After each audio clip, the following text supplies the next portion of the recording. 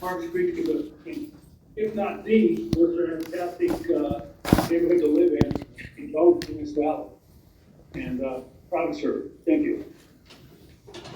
Now, we have Saddle Peak Properties who manages, and we have Lindsay here, who is going to give the budget report for 2023 actual and 2024.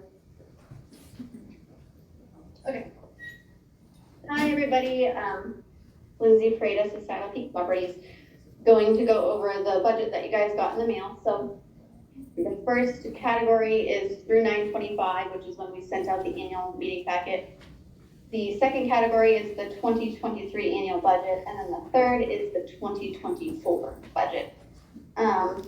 So year to date through 9/25, the association received $115,471.61 in dues, $7,407.50 in late fees, $1,550 in app fees, and $119.87 in interest fees.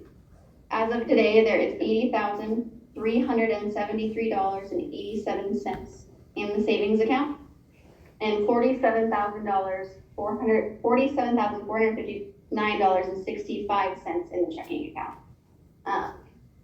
So far this year, we have spent $5,604 on insurance, $2,250 on lien filing or releases, $795 in maintenance and repair, postage $1737.02, stormwater maintenance, which was the pond over off of Oak Street near Hunter's Way, $7,744. That was asked to be done by the City of Bozeman Stormwater Department. Utility and electricity, which is lights, path lights, and then the any wells that are still on the common space that Harvest Creek has, $1,617.96. Irrigation maintenance for the open space, $3,548.58. Fertilization and weed control in the open space, $2,244.19. Free replacement for open space and city park space that we had to replace, $5,799.50. Tree and shrub trimming, which is along Durston, was $990. Snow removal, we had a really heavy year last year, so we ended up at $21,900. The monthly landscaping and irrigation for the landscaping turn on and off was $22,977.32. Accountant, $2,000. Zigo, $200. Legal, $2,775.82. Management, $27,766. Late fee portion to Saddle Peak, $3537.50, and then overpaid move-outs of $95. In all of those categories, we were pretty darn close to or under budget. The stormwater maintenance, we had $5,000 for this year. Anything extra comes out of the reserve funds, which are at $80,000. Property tax bill has not come out yet. Our management fee, we dropped it by $1.50 a unit starting in January this year, which is about I'd have to do the math, but it's a pretty significant savings per month, about $750. And then moving forward, differences between 23 and 24. Really all the categories are pretty much the same. We just upped the stormwater maintenance by $2,000. We have a couple of basins along Rose Street that I think are going to need maintained this next year. And then everything else has pretty much remained the same. Okay, now, do we have any questions about the budget as stated? I have one question for you. Actually, Okay. Is there, I know we're spending a lot of money on postage. Is most of that just what's going out to the bills to people for quarterly, or is it for legal, sending legal notices? If A lot of it, a lot of it is for the annual meeting notices and the ballots. Every time those go out, it's about $800-ish by the time we have postage and all those copies go in. Sometimes the annual meeting packets in the past have been heavier. So that's where the majority of that is. We do need to snail mail those items. And then some people still do prefer to have mailed invoices, which we still send. Yeah.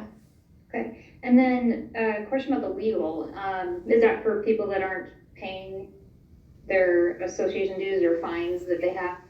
Yes, yes. Okay. Is there a way to pass the legal fees on through to those people? No, the legal fees, no. So, under Montana law, you are not allowed to assess for legal fees technically unless you win a judgment and are awarded those fees. Some associations specifically have attorney's fees in their covenants, and then it's a contracted right, but unless it's specifically in your covenants, the best practice is not to attempt to collect those. So no, you don't have it in your covenants, so you can't collect those. Okay. Then one last question, the property management fee. I know you said it dropped, but it's still 22% of the income. So I was just curious, is that the average now? Like, I haven't been in that business for 25 years, so it used to be 6%. So I'm not sure, is that average? So typically in rentals, it's a percentage. In Bozeman, you'll see all the companies go by $1 per door amount. So it's basically, it makes it pretty fair for all.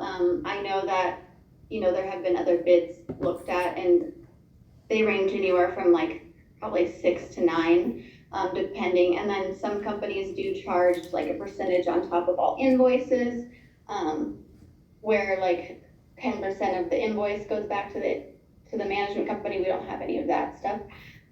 But yes. Okay, that's what I wanted to know. Thank you. Of course. Any other questions I have a question. about money, I have a question. budget? Yes? Okay, My name's now Guy. we'll have, I see Chris Brown has his hand up. Yeah. Yes, Oh, I have a question. okay.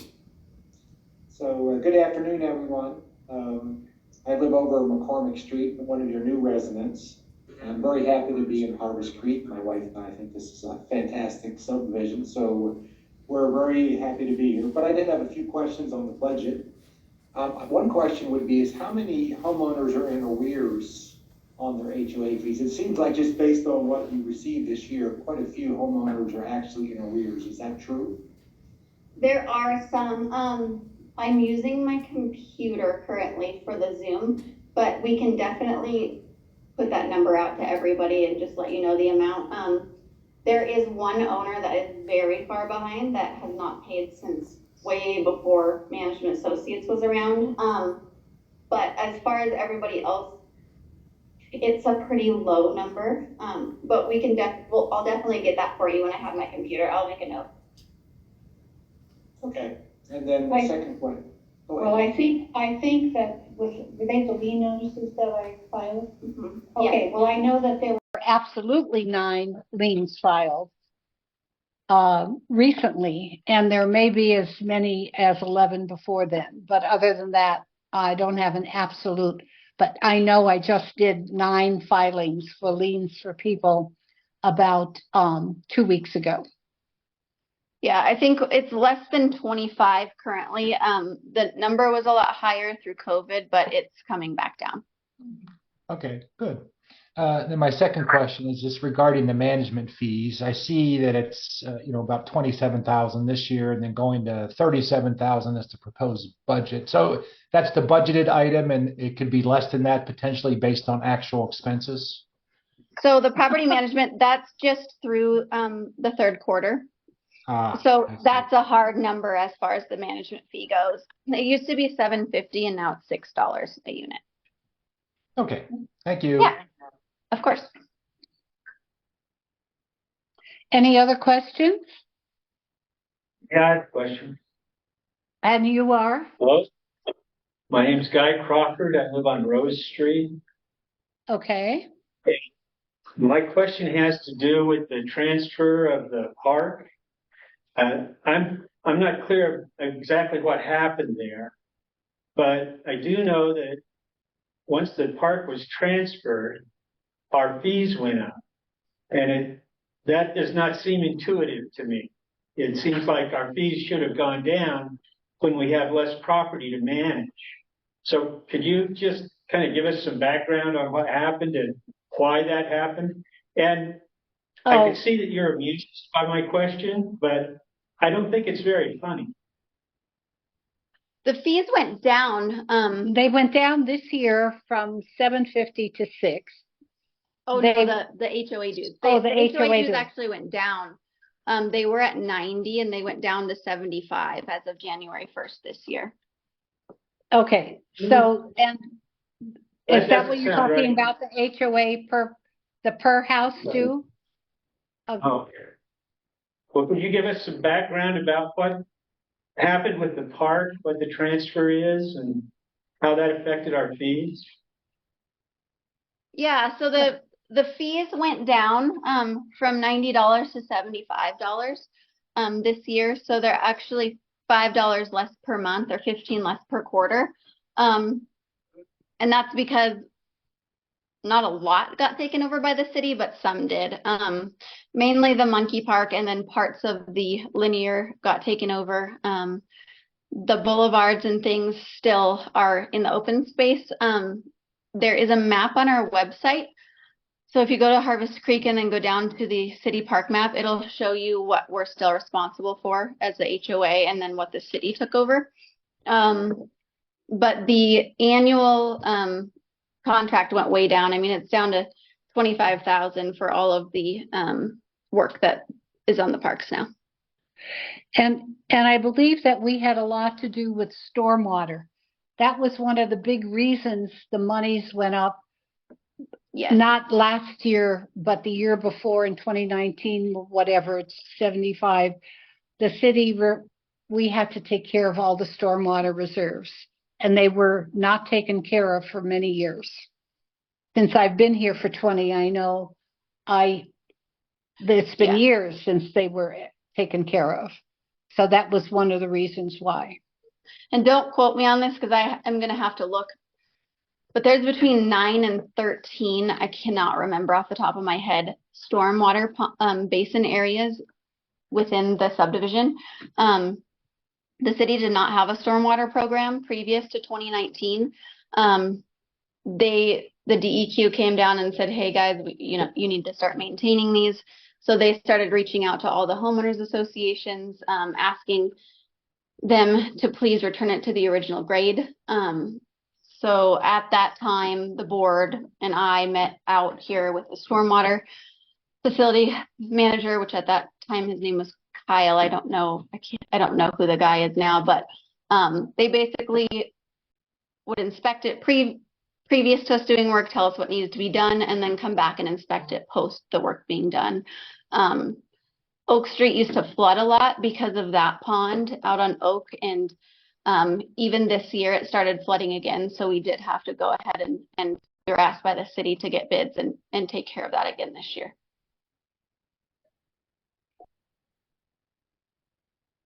Any other questions? Yes, I have a question. My name is Hudson Hart. I live in 10. Some time ago, I received an email that said there was an open board seat, and if anyone was interested to submit a bio. I did that, received a reply to thank you, we got your bio. From there, I've heard nothing. What is the format for voting on board seats? I've never received a ballot in the mail, and I've lived in my home for 10 years. So can you explain what's going on with the board seats? I know there's other interested people to sit on the board, but by having a Zoom meeting, we can't be in person. COVID is long over. This meeting should be face to face with our board members and our residents. So what is the status of the board? I would like to know an answer to my inquiry to want to be on the board. Oh, you're on the board. Well, you're on the board biography as president.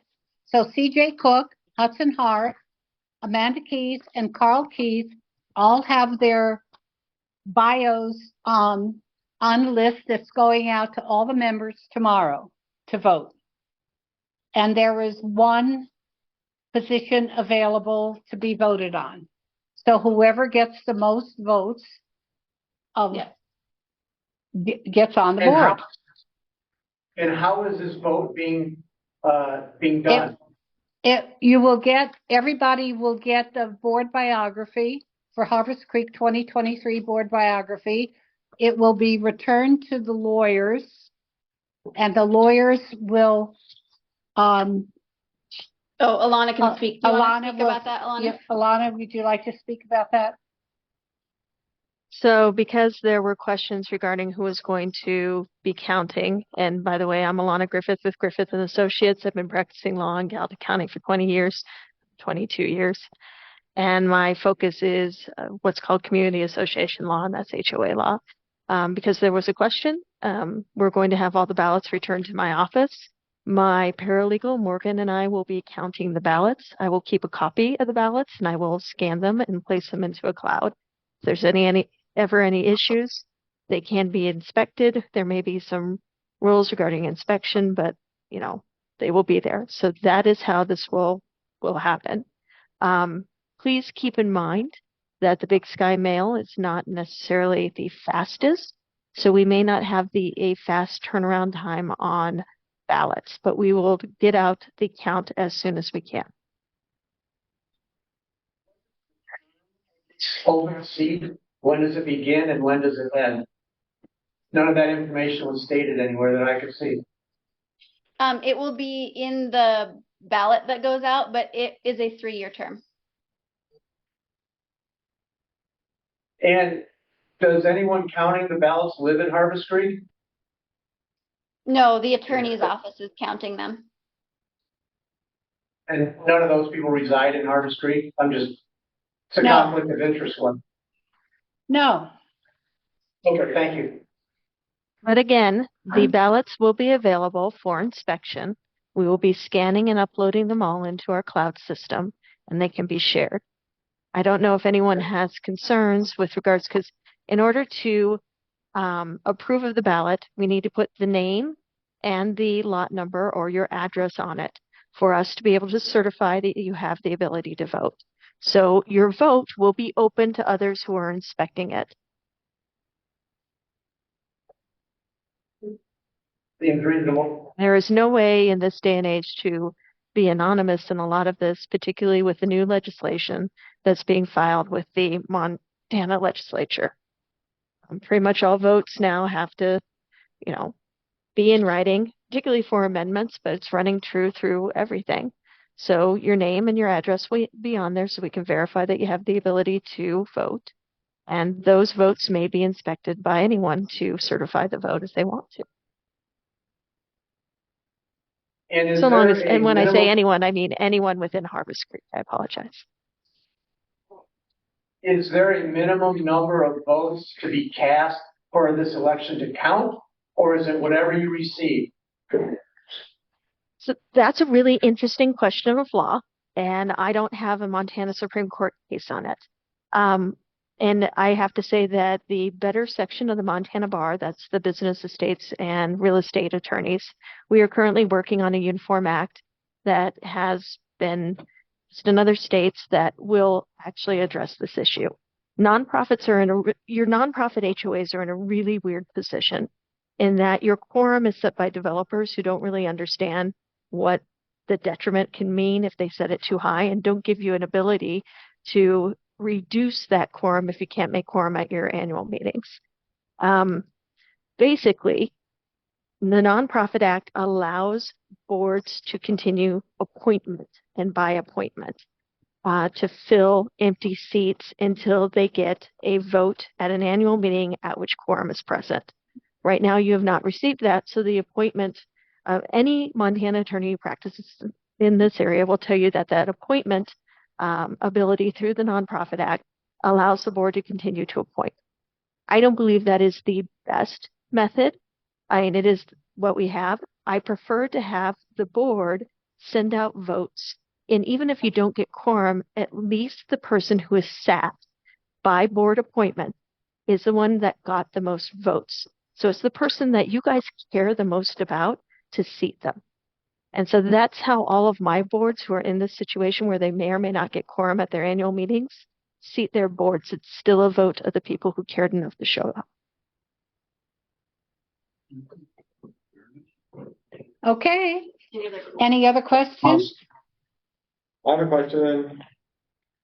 Hello? Hello. Hi, Your this is name, Brad. please? Brad Bunker. As I see it, there are 2 board members stepping off, but we're only voting for 1 new board member.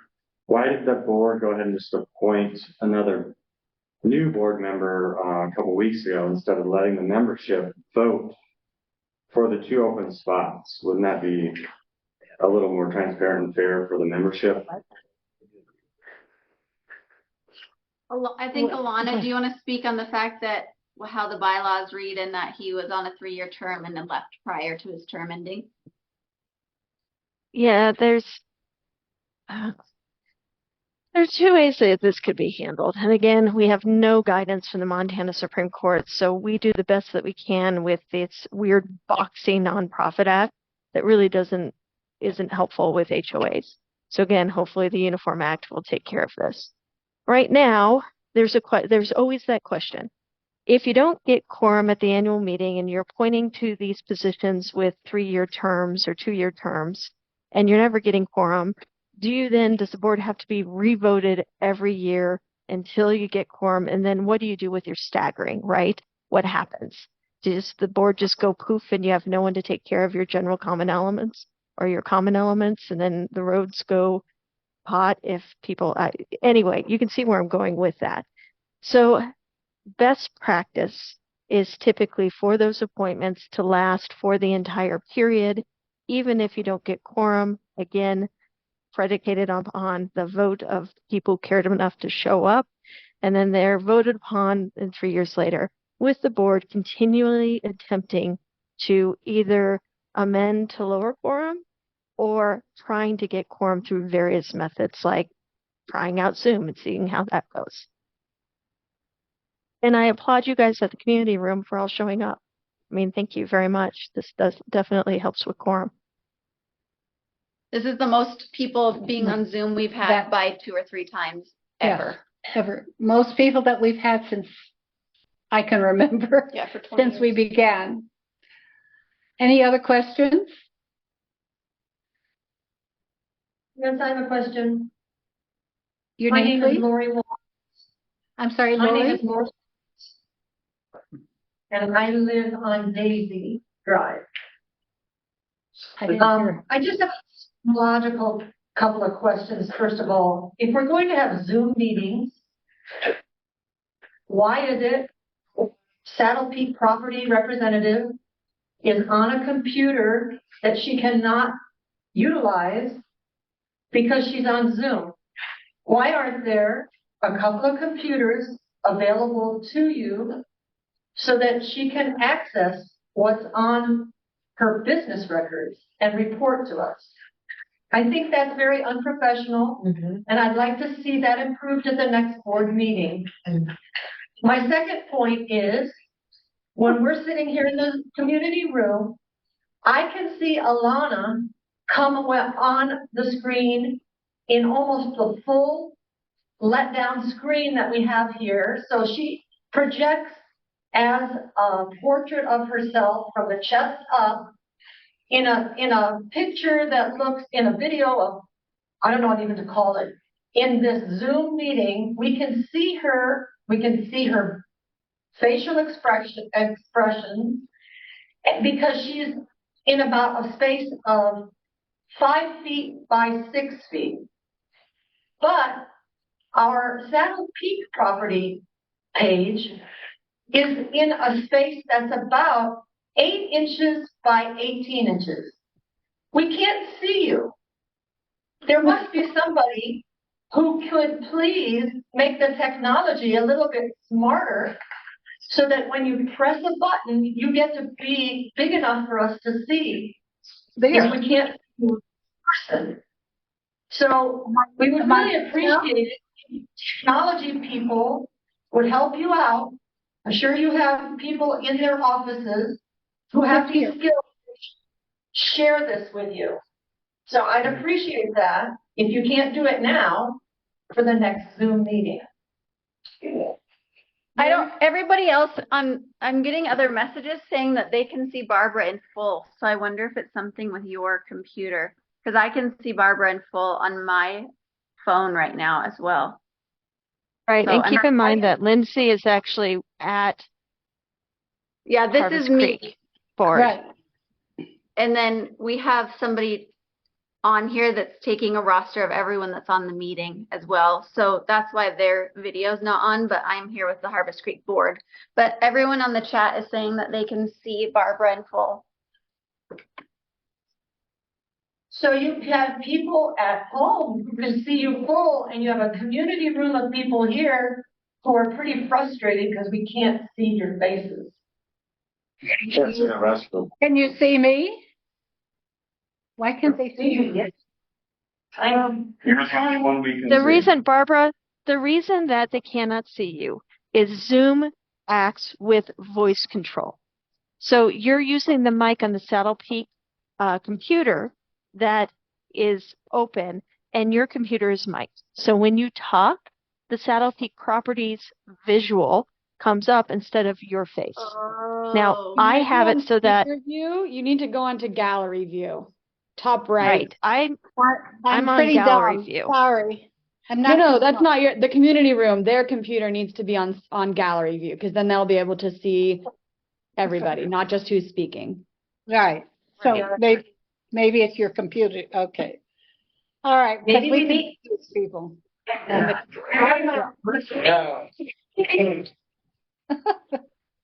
Sorry.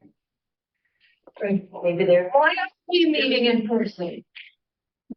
Good question. We could be Zooming, but meeting in person too. Why aren't we? I'm going to answer that. This is at my advice. I typically am doing about 100 of these a year, if not more. And when there is an issue with quorum, we try different methods to see if we can get a higher turnout. One of the things across the board throughout Montana, and I represent associations throughout Montana, various associations, and it seems not to matter if they're in-person associations where everyone lives there or vacation home associations or a mix, we have found that we get more turnout with Zoom and with or Teams or whatever you want to use. That being said, so we were trying to solve your quorum issues by seeing if this is one of the methods that we can do that. We've also done some that are a combination of the two, and that we can look at it future if that's something that you'd all be interested in doing. Last year we had no. How does eliminating an option to attend in person get more people here?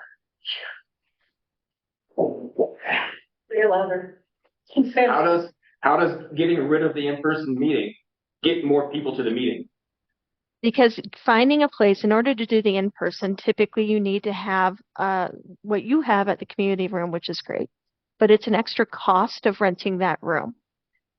And so there's a question of whether there's any value to the association to put the money into renting a room with the technology that is needed to run a Zoom meeting in person and have the in-person meeting at that place with the technology. So what I'm hearing from you is that you believe that that cost would be reasonable, and the board in the future will definitely look at that. The cost of the room is $0. It's free. So I think it's well worth the $0 for people to be able to meet. Well, that's kind of new. Are you at the community? Are you at the community meeting room at the prison? But public safety fire. Public safety, yeah. That is brand new, Right. and I did not know it was free. So thank you for that. I'm going to put that on my list. I've done the prison before, but typically you need to have an officer involved in order to use it. But thank you. I appreciate that. Taxpayers, why wouldn't one of the boardrooms at the schools, the new Belgrade or the new high school has quite a nice facility. We all pay taxes for the school. Why shouldn't that be open to us? Plenty of seats Oh, there. that's a really interesting question. And my father used to be the director of facilities for the Bozeman School District for 27 years.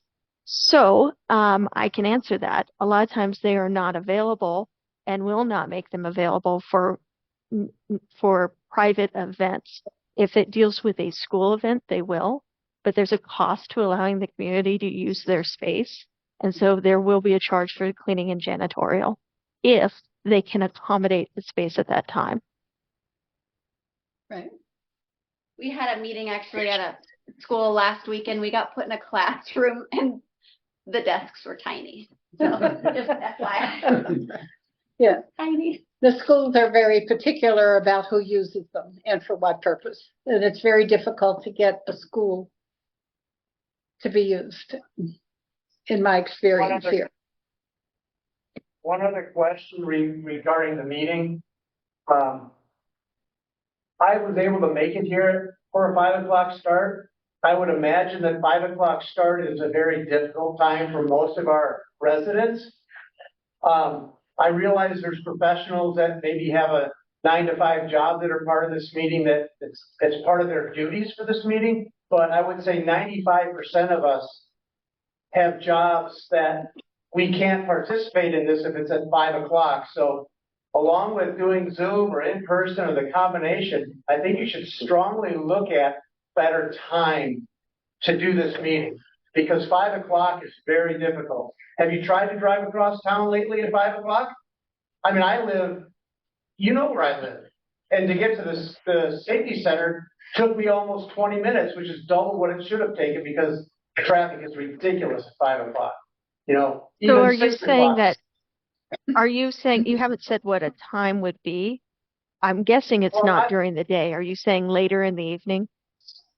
I can only speak for myself, but an evening meeting, I would think would lend itself to greater attendance, Zoom or otherwise. I've been here over 20 years, and there are more people here at this meeting at this time than there have been in the last 20 years. And I don't with all work due anymore. respect, I'm gonna weigh in to say that later typically does work better. It's awful for me, but that means I'm usually doing 3 meetings at 6 or 6:30. But I will say he does have a point on that one. Unless you want to sit at your office right at 5 and get on the Zoom, it does take time to get home. And so I do see a number of meetings starting at 6. And just so everyone on Zoom knows, I serve at the pleasure of the board, and I don't represent the individuals. I represent the entity that is a corporation. So my advice will typically be to the benefit of the corporation as a whole, not to any one member or board member. Just know that. Alanah, what would you say also in concern to the timing of the meeting? What would you advise as far as what month of the year to have this meeting? Is it great to have this meeting in the winter months when there's snow and ice? This is typically the most busy time that I have is between October and December. I do most of the annual meetings at this time. And that is just because it's the best time to go over your budget if you are on a standard fiscal year.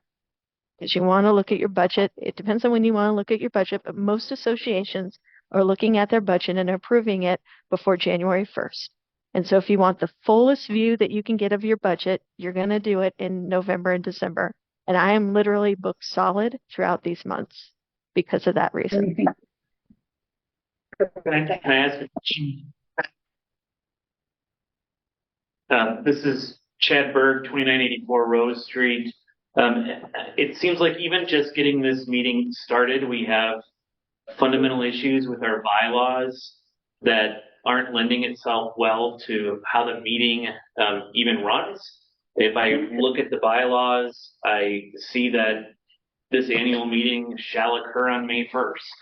And I'm looking at the calendar and it's not May 1st, it's November 1st. I'm looking at section 7, talking about any vacancies. with the office of the association are filled until the next annual meeting. And we're not apparently following that by how we're voting. I'm looking at a quorum requires 60% of the membership to participate. This may be good, robust meeting participation, but it doesn't appear that we have a quorum given the size of the neighborhood. And so when we, like, the bylaws appear fundamentally flawed to not allow us to operate, forcing us into a situation where there's a picking and choosing of how we navigate faulty bylaws. Alanah, do you have any recommendations for us as representing the corporation and not the board in particular, how we address our bylaws? The problem that you have is if you look at Article 3, and this is typical with any bylaws, you are subject to Title 35, Chapter 2, and that's the Nonprofit Act. There is a question in Montana law of whether or not you can actually amend certain sections of the Nonprofit Act, which, for example, the section that you talked about regarding needing to vote at the next meeting would be a departure from the Nonprofit Act. So I don't know, and I can't tell you because, again, the Montana Supreme Court hasn't weighed in on this. And believe me, I'm trying to fix it at the next legislative session. I don't know which supersedes what. I don't know if that is a portion that can be superseded. I will tell you what's interesting is if you look at the Nonprofit Act, certain of the Nonprofit Act sections say, and this can be amended by the bylaws. The one that you just talked about, the one about appointment, is not one of those. So I don't know. Do I like these bylaws? No. Did I draft these bylaws? No, absolutely not. Do I constantly want to pull my hair out every time I read these bylaws and your covenants because it's my job to attempt to give you the best interpretation possible? Absolutely. But Harvest Creek is doing the best that they can, and the board is doing the best that they can. And they're not sitting around trying to interpret it themselves. Believe me, they're asking me. And just like you're getting probably really, unhelpful advice because I don't have a lot of guidance, that's what they're doing. I mean, I will preach to everyone, since I have you all here, that if, you could get everyone, motivated and interested in an issue that could get you to amend your covenants and bylaws, by all means, please do.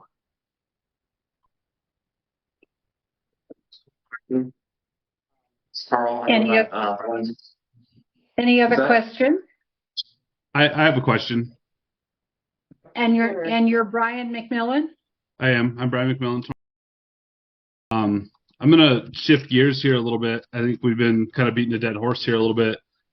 I'd like to ask a few questions regarding architectural guidelines and the Architectural Review Committee. It doesn't take a very long stroll through the neighborhood to find properties that are not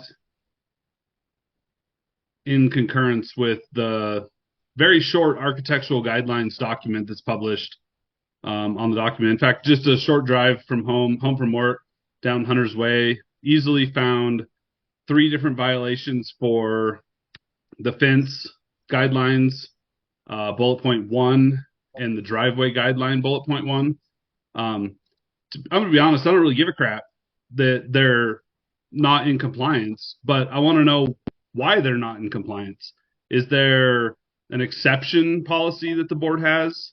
Are we allowing people to pay a fee to have a deviation from that policy? Are we not collecting dues? Are we not monitoring people's construction projects?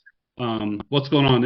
And this comes from the fact that several months ago, we inquired to Saddle Peak about a landscaping project and asked if that was necessary to apply to the Architectural Review Committee.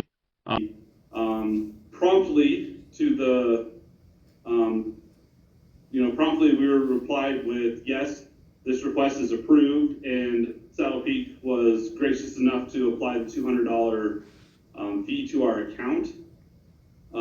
for asking a question of whether or not a landscape even needed landscaping project even needed application to that. So I'm frustrated that a question generated a $200 bill. That ticks me off, but I'm also ticked off that, just driving down Hunter's Way, driveway and fence guideline number 1 for both of those, there are at least 3, if not more, violations of that.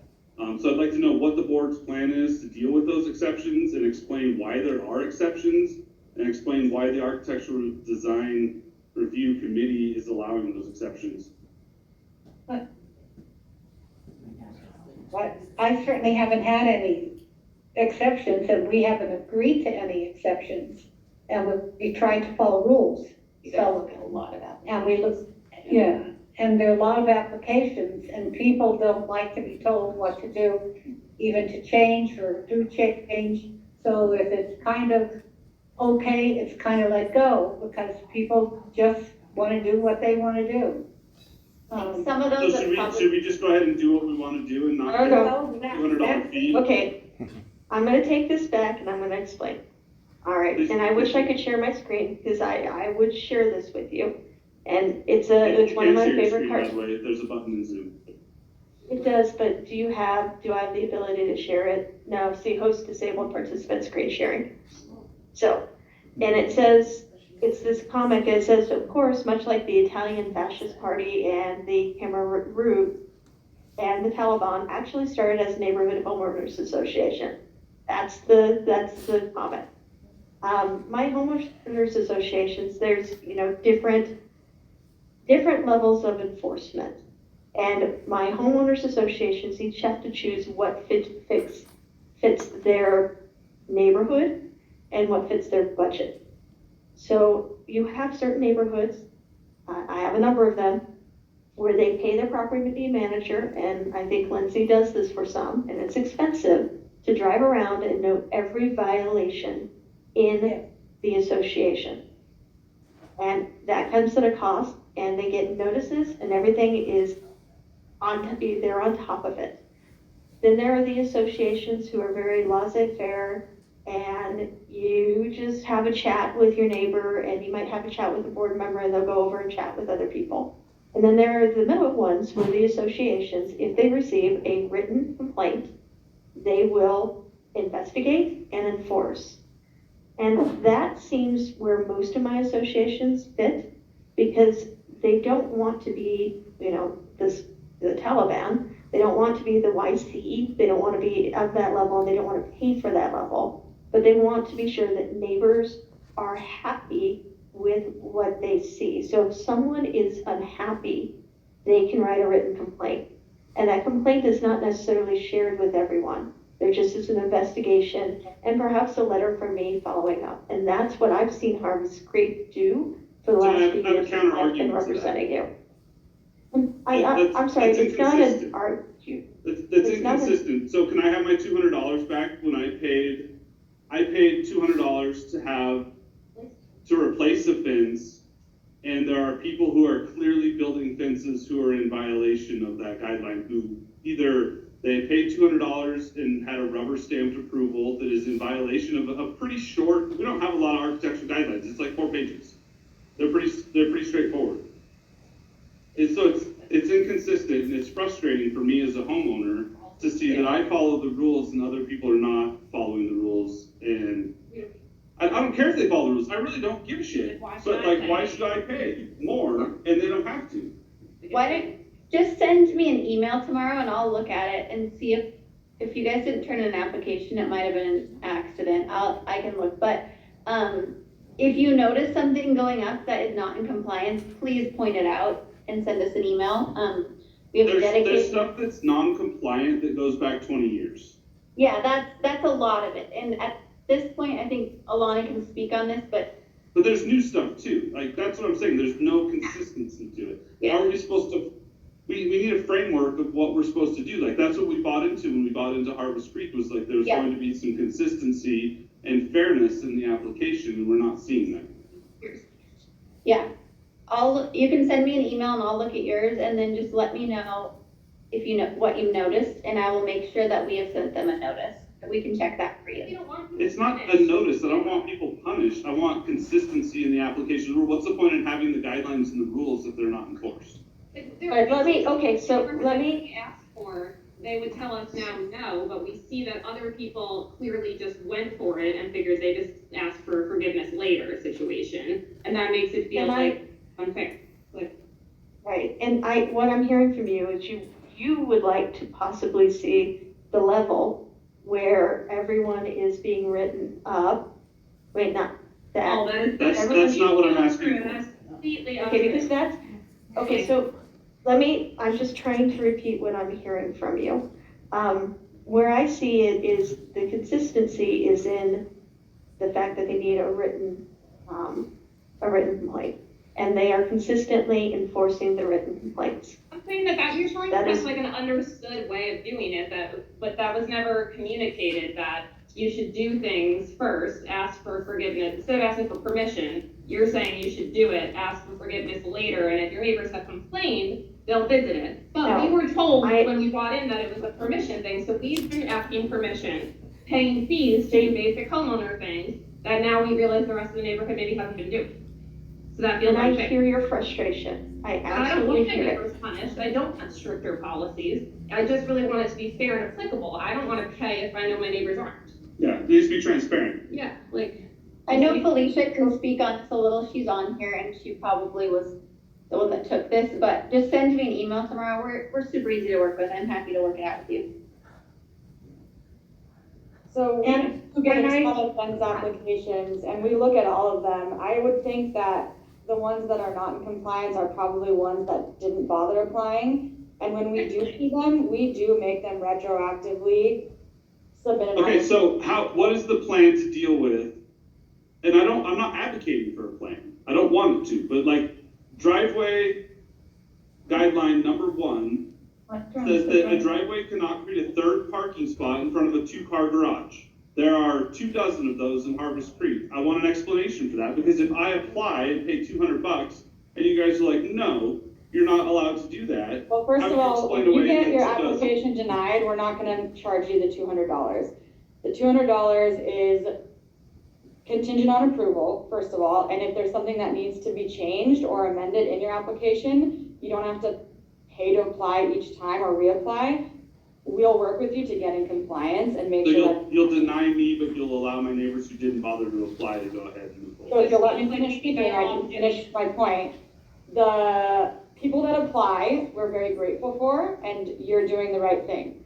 The people that do not apply, and then we catch that in our drive-throughs that we do bi-monthly drive-throughs. And, as Alanah said, there's a lot of properties in Harvest Creek, we do look out for those things, we do catch a lot of them, or some of them even, and those people are asked to retroactively make the changes to get in compliance, which is an extra cost for them. So that's the risk you're taking by not submitting an application. So yes, we catch some. Are we perfect? Do we catch all of them? Probably not. We do our best. And, I think your safest way best to could make be- sure that you're not gonna have to make any retroactive changes or get retroactive approvals is just by doing it above board in the first place. And I mean, I can tell you, I'm looking at how many reviews just for fences we have this year, and it's at least 20 approvals we've done this year for people. So people are submitting applications. It's not the Wild Wild West. Thanks, appreciate your feedback. I had a question. Why is the property management company approving all the architectural stuff when our bylaws specifically say the board's required to? We don't approve any of them, they go to all of the board and the board inspects them and then they reply back. And when we have everybody's approval, then we send them an approval letter. We don't look at any of them. Then when they're finished, we make sure that they got done to spec, but we do not issue any approvals. The board does.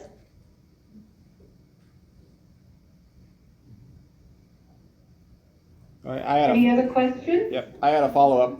I have a question. Never mind. And you are? My name's Colin. I live on Astor. And what I'm hearing from this, it sounds like there might be an issue with the bandwidth for being able to go through these applications. You know, I heard that there's a lot of homes in Harvest Creek, but that is really relative to how it's being managed, right? And if there's a lot of applications, that's also relative, because I'm sure there's HOAs with far many more homes and far with fewer. But we want to make sure that there's the right amount of horsepower to be able to handle this amount of homes. And from what I'm hearing, it sounds like that's a struggle right now.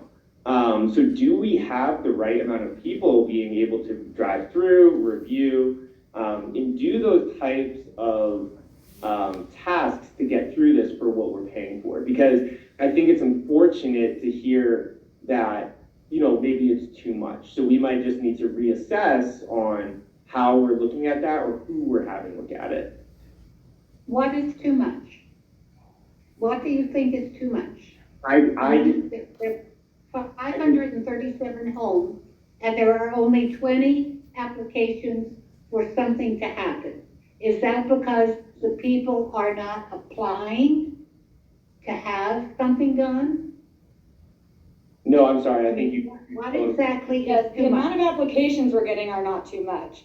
Enforcement, as That's right. Alanah said, is a whole other battle. And we do have the bandwidth for enforcement, and we do our best. It's just a matter of matching up what we see versus what we're getting applications on, and then going through the process of working with those owners to get in compliance.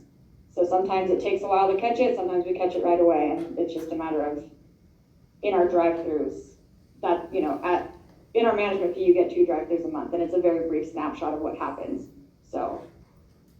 Okay, thanks for the clarification. That sounds a bit different from what I just heard, but I appreciate the clarification there. Thank you. Yeah, I had a question. Any I wanted to circle back to what Chad was saying earlier about the And you are? Carl Keith. When the bylaws and the state law are at odds, and you're saying there's no clarification from the Supreme Court, why does the board not make at least the best effort to follow the bylaws? Which is what he's saying, like board members serve until the next annual meeting, and then we do an election. You're saying that because there might not be interest, but in this case, there's only 3 board positions and 4 people interested this year. So wouldn't it make more sense to actually do a full election rather than appointing people behind closed doors? Well, they're not going to be appointed behind closed doors. It's going to be a ballot that's counted, and those results will be released, and the ballots will be available for inspection. Okay, so you're I'm not doing sure all what you're 3 talking- positions this if year you're then? talking about the That's fact great. that when given the choice of the difference between the Nonprofit Act and the bylaws with regards to whether an appointed board, they must be voted upon at the annual meeting, which is different than what the Nonprofit Act says, which is the Nonprofit Act says that you serve until your appointed term is finished and then it's elected. I don't know, typically, and this is what I'm saying, I don't know if you were there while we discussed it, it's that under the Nonprofit Act, typically there are sections where it says, and the bylaws can amend this. That is not one of the sections that says that. But would the Montana Supreme Court find that it's allowable to be amended? Possibly. So you're dealing with a difference between the Nonprofit Act and your bylaws. The board has the ability to choose which one they're going to follow, and they decide to follow the Nonprofit Act in this case. Again, your bylaws are not, there are issues with them constantly with regards to interpretation, with regards to not being consistent with the Nonprofit Act. But I personally don't believe that that homeowners associations should be subject to the Nonprofit Act. I think that there needs to be a uniform act adopted by the legislature that is created specifically for nonprofit homeowners associations, the 501c4, because they just don't fit into the Nonprofit Act. You guys have a lot of assets that need to be taken care of, and there needs to be fail-safes to ensure that the management of the association continues under our board, so those very valuable assets don't go to waste, including streets. And there are health, safety, and welfare issues that would happen if your boards cannot continue to do business. Do I think that right now we have the perfect answer? No, but I'm hoping that the legislature adopts that in the next call, or at least much more answer. So, like, follow up for that, you're saying that the state law says they can appoint unless their bylaws say otherwise, or because the state law doesn't say our bylaws don't say otherwise. But if you actually go look at it, 35-2-424, the first words of it say, unless the articles of bylaws say otherwise. Our bylaws say otherwise. 424, let's look at that one.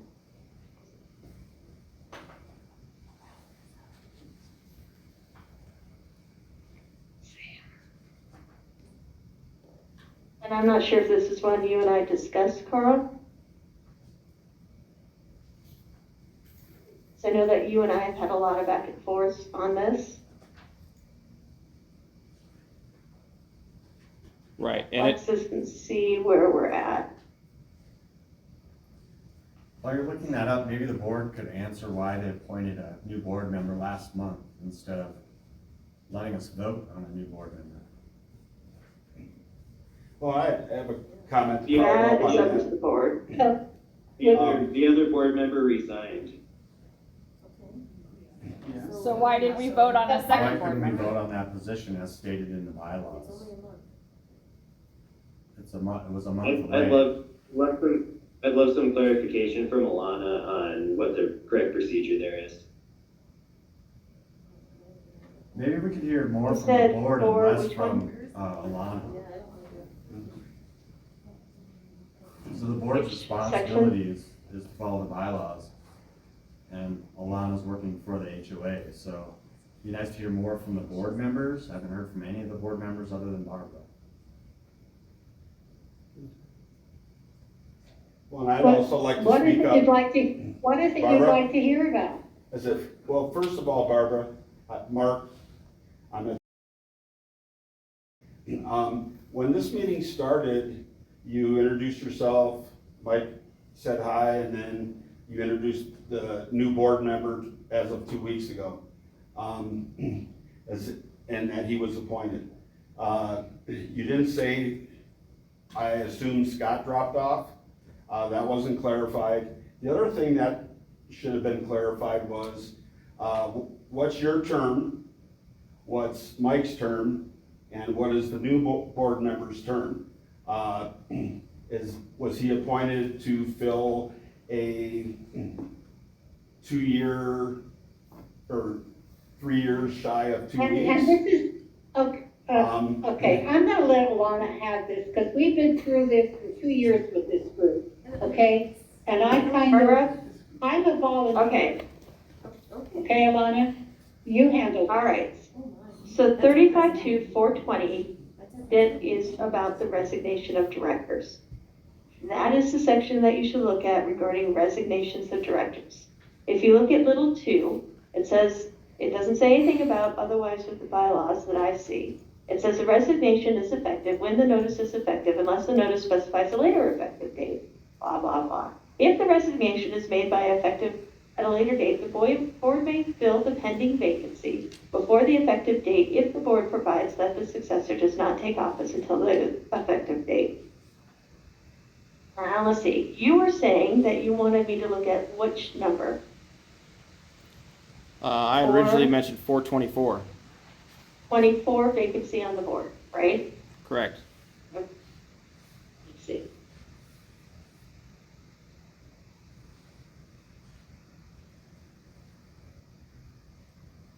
And that one does say on 424, unless the articles or bylaws provide otherwise, and except as provided in subsections 2 and 3.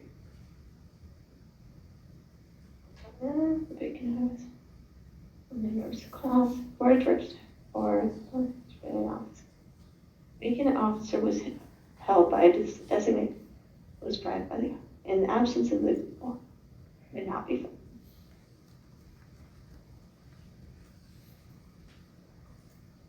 And you're saying your bylaws, which section? Let me look at the bylaws.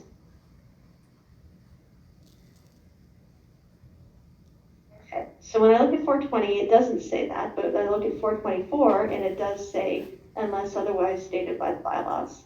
So I'm going to pull up your bylaws and see what they say here. Article 2, Section Just- 7. Yeah, or Article, is that 16? Section 16. Okay. For whatever reason, your bylaws are not coming up. Let me screen the bylaws. Association shall be filled by appointment by the board of directors until the next annual meeting. Yeah, which was 2 weeks. And you said which section? 16? Yes. Section 6. And bylaws. Or section I don't 7. see. Oh, it's Troy Benson's. Would you like me to read Okay. it? See. Section 7, the vacancy in any office of the association shall be filled by appointment by the board of directors until the next annual meeting or his/her successor is duly appointed or elected. Well, that's the problem. It has duly appointed or elected. And you never have a meeting at which quorum is present. But Alanah, you just said, in fairness of trying to do So the your right choice thing. then, so your choice then is how are you then appointing these sections without ever having a meeting at which quorum is present? Okay, but this is And Amanda. so- This is Amanda Key. 30 minutes ago, Alanah, you just said that in the best interest of the neighborhood, the whole group that comes out and votes should vote. So why wouldn't we just vote on those positions? So now you're saying don't do that. The board gets to appoint them. They but are you're also voting. saying that Look, we're voting. So there I'm should saying be there's two two positions. choices. Can I finish my And statement, the board please? can make the choice. No. With you regards just- to the two earlier choices, Alanah, can again, the board can we mute her? have everyone voted on, or the people can continue into their terms and be voted on at the end of their terms. But you literally said about 30 minutes ago that because we cannot get a quorum, it is in the best interest of the neighborhood, which you're supposed to be serving as, the membership that shows up and votes should get the right to do that. And now you're saying that no, the board gets the right to do that, but we have two positions No. or three. Why wouldn't we just all vote I am for not the saying positions that are open? Is Can I there a clarify? difference between one that's somebody that's leaving before the end of the term and one that the term is up? Correct. So is that That's the the difference we're difference. talking about here? The one that was That appointed is. by the board recently is the one to fill the vacancy that left before the end of their term, and the one that we will be voting on, the mail ballots tomorrow is the one that is finishing their term?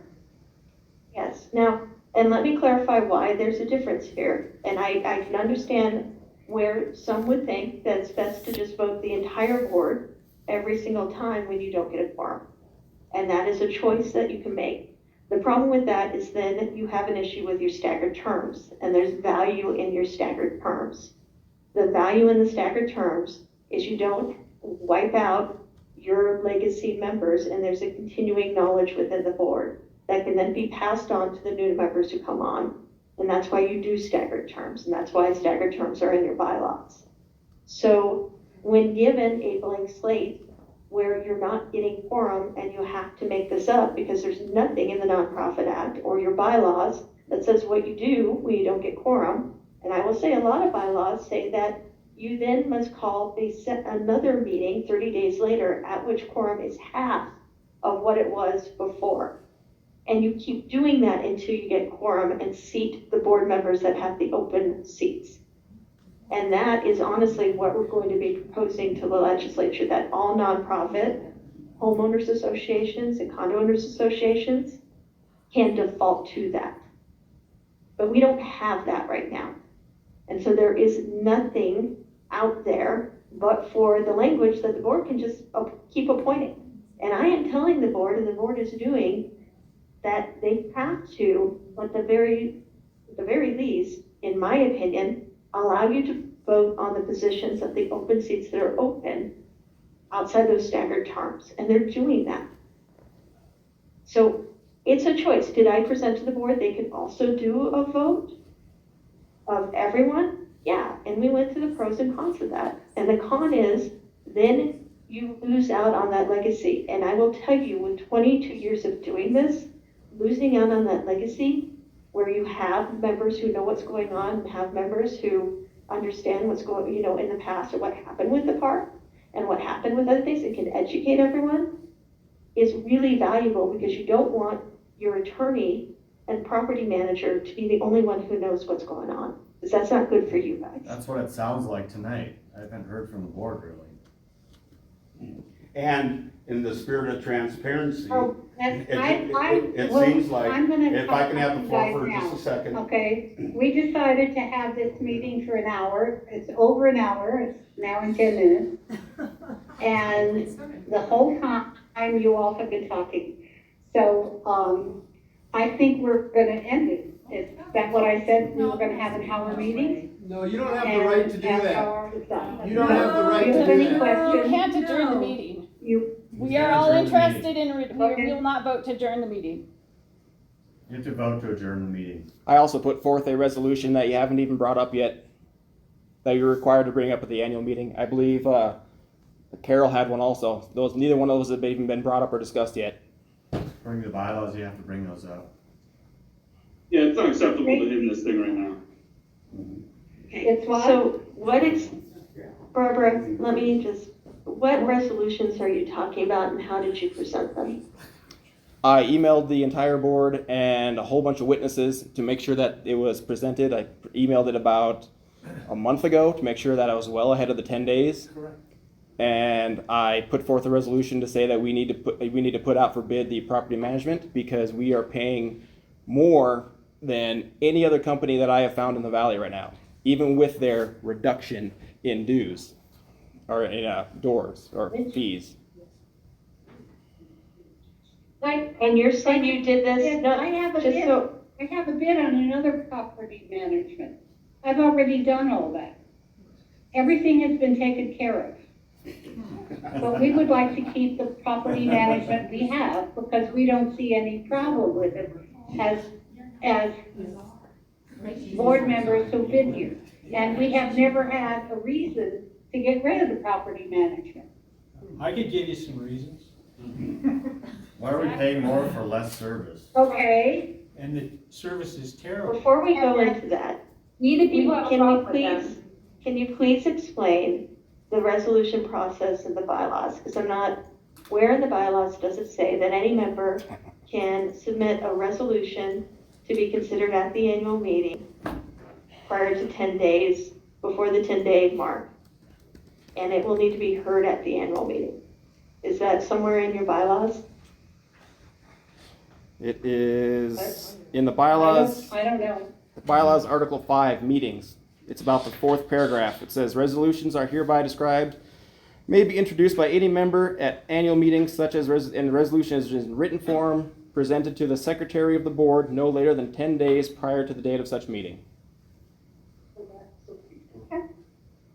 Thank you. I appreciate that. For whatever reason, I have a file covenants and bylaws, and it's only the covenants, and I have a new Outlook that, where I know that it's attached to some email, but the new Outlook is so weird, I can't find things easily, and I apologize. This is not typically how this works at all. And you know that I do have the bylaws, because you and I have gone back and forth with them. If he presented a resolution to the board that complies with your bylaws, each one of those resolutions does need to be heard at the annual meeting. Good job. And I would really appreciate from everyone if there were comments. What I would like to see is a professional meeting that just moves forward. So if you do have resolutions, let's hear them and have everyone discuss and see what people think about it. All right, so the resolution I put forward, where was it? The problem is, I will say this just as an aside, we don't have quorum, so technically we can't take a vote on the resolutions. But in the matter of transparency, if you want them discussed, I think that is a benefit to all of you right now. Because right now what I'm hearing is a lot of dissension because people are feeling that they're not being listened to.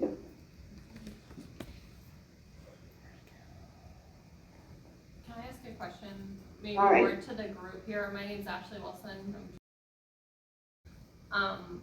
The paperwork that was at the front here, this is from, I'm guessing, Carl? For me, yeah. Have you guys all run through this with, I got here a little late. Right. So I was getting back from work. So has this all been discussed in detail in this meeting and I missed No, it? that's an email that I sent to the board and the attorney, and they basically ignored it. I've never received a reply from it. So, Alanah, do you know? That's not necessarily the case. Keep in mind that you guys have expended a lot of attorney's fees so far, and we're expending more today. And so the board has to decide when they're going to give me the ability to respond and say, yes, that for $300 an hour, we're going to have you respond to or not. So what is best is if you want answers to your questions, if you can put them in succinct emails that have bullet points and clearly reference, and Carl, I'm not saying you don't do this well, that clearly reference the article and section that you have a question about, and then I can answer it faster. Let's do this. We don't want to waste our time. Right. I guess for me, I'm kind of confused because personally, I haven't had a For problem me, with. but Ashley and I understand that you had a valid question and we want to get to that. Yeah. Is this a good time to go through the resolutions? They can't be voted on, so would you rather go through the resolutions or continue asking questions? No, I have think the you're right to misunderstanding. vote. Is there I'm any just point? asking about this piece of paper that's in this room here, and I was wondering more to the group here, like who wrote it and what is this? I want more frame of reference. So yes, it's not totally the question for you, other than Carl said that he sent it to you. I So. think that I can address that. So Okay. from what I understand, that's I have it. accumulation of questions asked to the board for the last year, and none have been answered. Okay.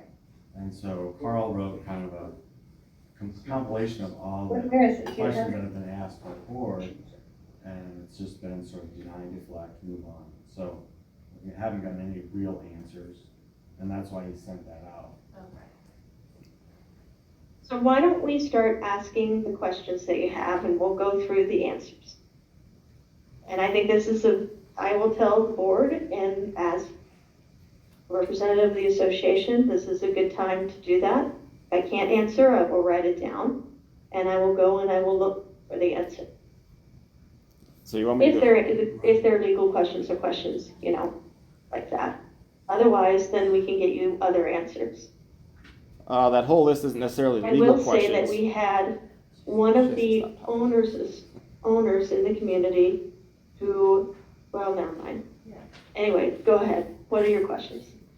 There was a whole list of them, but like a very simple one would be like in 2020, the HOA paid $5,000 to file liens when 0 liens were filed in 2020. So why did we pay $5,000 for liens when 0 were filed? I answered all of these. All these questions were answered. Not to me, at And least. when were they answered? No. I answered them the same day you sent them to me, Alanah, and then sent it back. And I just think it maybe didn't get to Carl, but we answered all of those. No, we haven't answered any of them. What's the answer? So what's the answer? Why would we spend $5,000 for 0 liens? So those, unfortunately, were during COVID. They got mailed in. They did not make it, you're correct, and they were all refunded. So why did the HOA pay Yeah, if you look at $5,000 the then? next year's budget, you see that they were refunded. As I was gonna say, and I don't know if this owner is on here, we have an owner who used to be with one of the banks, who has expertise in this area. And he went through all the books and looked at your questions, I guess, and did not find any discrepancies. I think you looked at cherry pick banks. Can I Patrick Adams at 22. Just really quick, the owner, I guess, who was just brought up, Yeah, that is correct. Lindsay was nice enough to provide me with some of the bank statements that show like the monthly cash inflows, cash outflows. And I just wanted to make sure all the cash was, accounted for, is all there. I think, Carl brought up a lot of really interesting questions. And I think talking to Lindsay, it sounds like there's some more controls that she put in place for the accounting process. But there's probably more discussion to be had. But it was kind of reassuring to hear that there are more controls being put in place. And I think there's some third parties that have been hired to kind of improve that financial reporting and transparency aspect of everything. Because I know just looking at the 2020 through 2022 through the Q3 23 stuff, a lot of the expenses are just kind of unorganized and all over the place, and there's just a lot of questions. And I think it's something that there's room for improvement. I think that Lindsay kind of has a plan in place right now, but definitely some questions still outstanding. Thanks.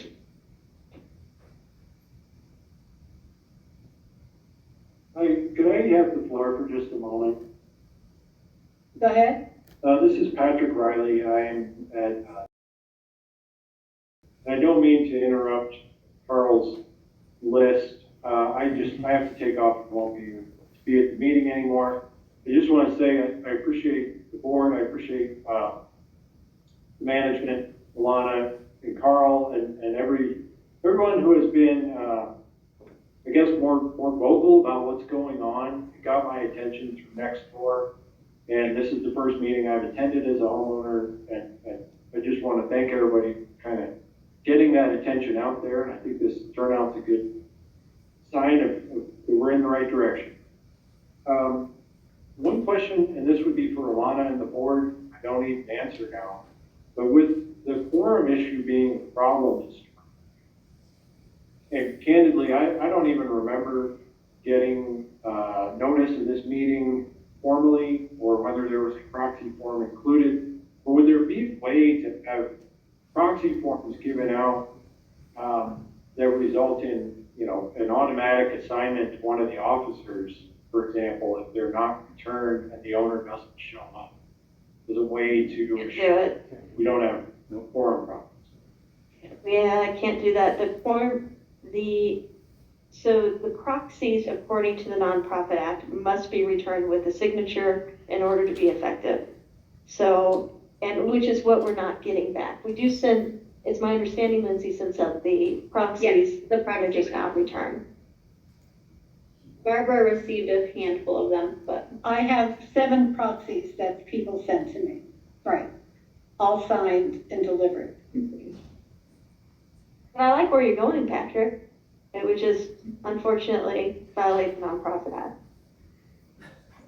Okay, I appreciate your explanation of that. Thank you. Mm-hmm. You're welcome. I'm going to take off, but again, thanks everyone for Thanks, Patrick. Thank you, Patrick. I'm glad you were here. All right.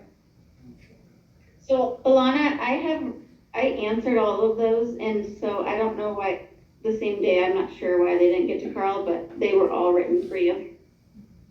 I understand that. I saw there were emails back and forth of should I send this on, and I think it just got lost in the font. I can send that to you, Carl, and I will dig it out, or Lindsay, if you can easily find it and send it to me, I will send it. Yes, I sure will. Yep. Thank you. And I did read that. I read everything. And I thought between Lindsay answering the questions, also with Howell and Turner doing all of the monies that were a real big issue about the refund, and then this gentleman, Patrick, what was his name? Adamson, yeah, who sat down with Lindsay. I think our monies are there. Nobody stole anything. And we've dealt with this for over 2 years. And I think it needs to end. And I think we've tried to do as good a job as can. And for 1.5 years, all we've done, and this is a nonprofit, as far as I'm concerned, that we're working with, as we on the board do not get paid. I have spent so many hours solving some of these problems that it is not fair. maybe the board members should get paid by the HOA group. Maybe that'll solve everything. I don't know. Maybe, yeah, a new board And I member think can have it's- more capacity. I guess that's the other question I have is the board's not limited to 3 people. The board can be expanded to 4 or 5 people. We have no problem with that. If I could address that, I was on Well, an HOA at, well, in Garfield, Cantel Creek. Barbara? Question, and there's something in there that limits us to 3. I'm not sure where, but I know that, I remember the board asking this question. No. No, the consensus in the room seems to be that there isn't.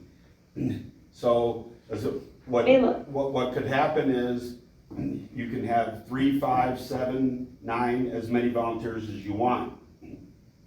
So, the only thing is, if one person does drop off, at that point, you don't go to 4, you go back to 3.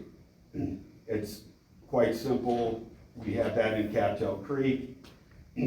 It's a way to, when you, especially right now, when you have a lot of people who are engaged and willing to serve, the more the better.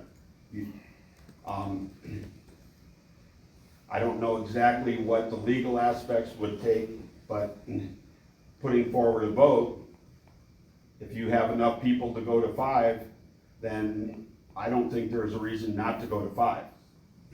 Is it having sat in your position, Barbara? Is it adding 2 more people spreads the workload out? It makes it a lot easier for everybody to share the responsibilities. One or 2 people are saddled with it. How long? Okay, no, guys, okay. So Article 16, page 12 of the bylaws specifically states that there are 3 members of the board. Right, you gotta read the whole document though. Further on it And says it I can be don't- changed. I'm reading it. In the event membership should nominate more than 3 individuals to fill a vacancy, the 3 individuals receiving the highest number. Where do you think it changes that? Because I'm not seeing anything in here that states it can be expanded.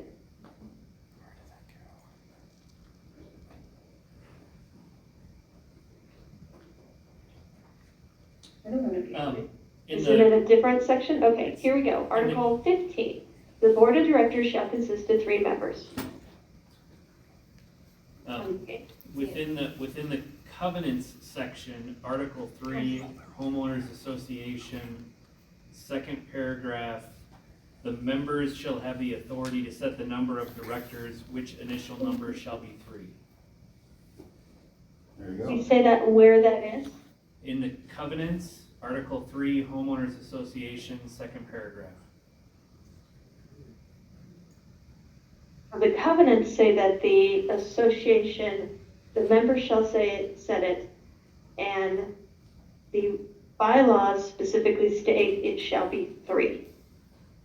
Right, but the covenants trump the So you have bylaws. a conflict in your documents. Yes. Don't the covenants trump the bylaws? And you don't have any hierarchy language in your documents. And there's no Montana Supreme Court case on hierarchy.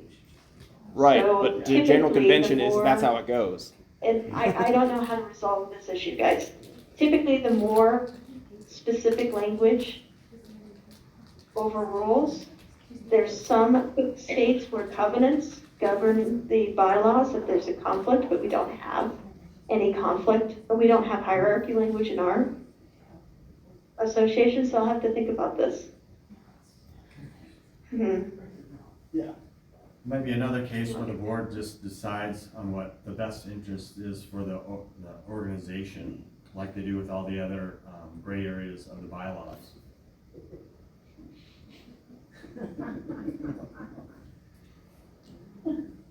Can you point me to the covenants again, which section that is, just so I can read it? I'm on the covenants now.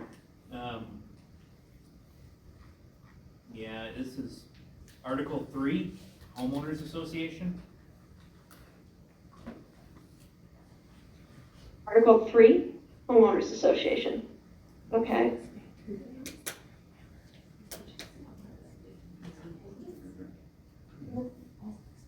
which paragraph? Paragraph 2?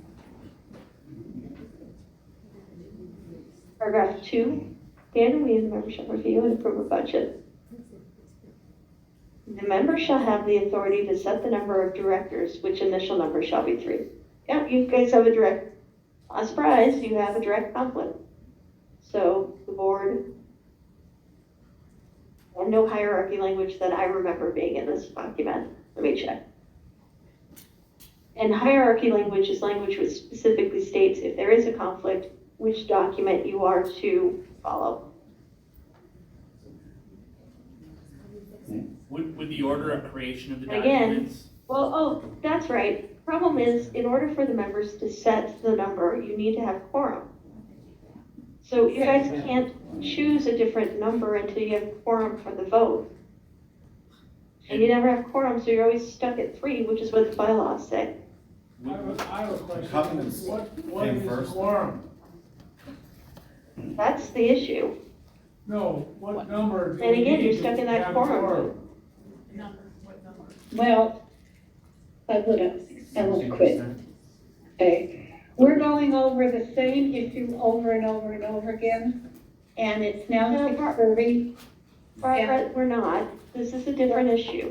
Well, It truly is. about well, if Well, they the issue, that's fine. the issue no, it's not fine, because the bylaws specifically state 3, and it takes a vote of the membership in order to change that, and you need quorum for a vote of the membership. And that's the issue. Your quorum is too high, and quite frankly, you guys need an amendment. I mean, you guys need to amend your documents and go door to door, not on a knocking campaign, and get signatures in order to change your documents to actually fit your neighborhood and what actually occurs here. That's just my opinion. Alanah, this is. If the fix goes through with the legislature, then you will be able to have meetings at which a quorum is present, and you'll be able to vote a different number of the board. Alanah, this is Heather at 30. And who makes the decision about how many are a quorum? If today we have 25 people, is a quorum 25 this week and 10 the next? No, Barbara. Quorum is set by your bylaws. If your bylaws do not have anything in them, then it is 10% pursuant to the nonprofit. The fix that we're thinking of taking to the legislature and we're hoping to take is that at the first meeting, the quorum is whatever your bylaws say. And then if you don't get quorum, within 30 days, you need to reconvene a meeting at which quorum will be half of what it was in your document. If you don't reach quorum at that meeting, in another 30 days, you must reconvene and notice a meeting, and hopefully, and it will be then a quarter of what your original quorum was, and it keeps going down until you actually hit quorum. And that's what a lot of associations, not a lot, a good portion of associations have in their bylaws. So I have a question on that then. Brian McMillan again. Alanah, so you're an impartial member here, and I feel like there's some conflict between the groups that are on the Zoom call, myself, the board, over what's quorum and what to do here. Is it reasonable for us to expect you to help us to find a quorum, find a means to fix these problems? Because the board seems to be just like, it's 6:30, it's past my bedtime. I think the rest of us want to fix this problem. I want to fix this problem. I'm tired of the fact that we sit in these meetings every time and we're like, there's not a quorum. We've got 50-some people here who are trying to fix the problems in our neighborhood. And let's be honest, the problems in our neighborhood are pretty minimal. Like, let's be real. Like, we don't want to live in a shit show. Let's fix it. But like, how do we get there? Because like Barbara, I feel like is just a huge speed bump and we want to fix some issues. How do we do that? Can we use you as a means to do that? Because I feel like the board right now, 2 of them are just like in La La Land and Blurred Land and Zoom. Barbara's sitting here telling us, let's go home. And you're sitting here trying to be like somewhat of a voice of reason. Like, how do we fix this? So, Brian, the only way to fix this, because your quorum is in Article 12 of your bylaws and it's 30%, would be to somehow amend that. And keep in mind, I'm not exactly neutral. I represent the association. I serve at the pleasure of the board. the board could decide to go with other representation at any time. We're not bound to each other. We're not wed. I'm simply giving the best advice I can with the plethora of laws and Montana Supreme Court cases and your governing document language out there. That's it. And I am not perfect, and I do the best that I can. The only way I have seen this, the only way I've seen this fixed is an amendment or a legislative fix. And at this point, the attorneys who practice in this area have gotten tired of this, of our boards not getting a quorum, and so we're going to fix it. That's all I can tell you. If we can get the legislature on board, which is a hefty lift. Yeah, so Can I ask? Alanah, in response to that, in terms of Brian's question of what can we do now? One option is a legislative option, which we obviously don't have control over, and the lawyers are supportive in this effort, but legislature is legislature. And two is amend our bylaws, which requires the 30% quorum to make that amendment. We haven't met that at this meeting. We've had a hard time, as you explained. It's worse. You guys actually have to get 51% to amend the bylaws. Well, there you go. Even worse. So 51%, and you had mentioned perhaps like a knocking on doors campaign, right, to get that to happen. So is that the answer to Brian's question? Is that's the immediate step that can be done by members, is an amendment process, which would require individualized effort to get to people for 51%. Yeah, and you need 51% in writing. There's no time limit on it. You can continue to gather signatures on the amendment, and then at which time, when you get 51% of owners actually owning at that time, and I've had this process go 3 years, where they're tossing out certain signatures because the place sells and restarting, but they finally got, one of mine had to get to 90%, and they got there. But it's a heavy lift for the people who care enough to try to amend. We have multiple questions. We have a question here. If we get 274 signatures from our current membership, which is 51%, can we decide to have brand new elections and get a brand new board? If we get 274 signatures, board owners, that'd be great. then we can demand new votes, correct? Correct. I mean, the world is in your hands, guys. Yep. Okay, well, I think that's what we need to do. And we're getting sick and tired of board members beating our brows. You can catch more flies with honey if you didn't realize that. What's that We guy? don't appreciate you talk down to us. My name is Hudson Hart, and I'm running for a board seat, and I hope that I get elected. I've been in business for 30 years in a very successful company. You don't talk down to people. You work with them. You get out in the community and you build your relationships. That's how you get things done. You work with your neighbors. Don't turn the lights out. We want to work with everyone. We have a great neighborhood, but it seems like there's something festering, and we're trying to figure out what it is. And cutting the meeting at an hour isn't helping. Doing it by Zoom doesn't. Do you have some? I don't know. I think I've found the Zoom thing works fairly well to get these questions out and have them answered and have everyone at the table. Particularly since, I hate to say it, certain of us are not in Bozeman. What questions do you have? I guess I'd have a question about conflict between the bylaws and the covenants, and we also have conflicts on a quorum in the bylaws is 30%, a quorum in the covenants is 60%. The ability to amend, as addressed in the bylaws, is 51%, but it's the 60% within the covenants. Right now, You need we don't 60% to amend the covenants and 51% to amend the bylaws. bylaws. So they just have Hey, different levels. Yeah. Alanah, can you go and read 35.2.537? The state says Okay, that that the will deal board with, that's officers, I believe. If it's 5, I think it's officers. No, members and delegates. That's okay. 537. correct. Specifically number 2. The quorum requirements. Yep. Yeah, unless this chapter, the articles of the bylaws provide for a higher or lower quorum, 10% of the votes entitled. That's what I was referring to, 10%. Is that what you're pointing out? Number 2. You're breaking up. I apologize. Read the second part, number 2. 2. A bylaw amendment to decrease the quorum for any member of action may be approved by the members or unless prohibited by the bylaws board.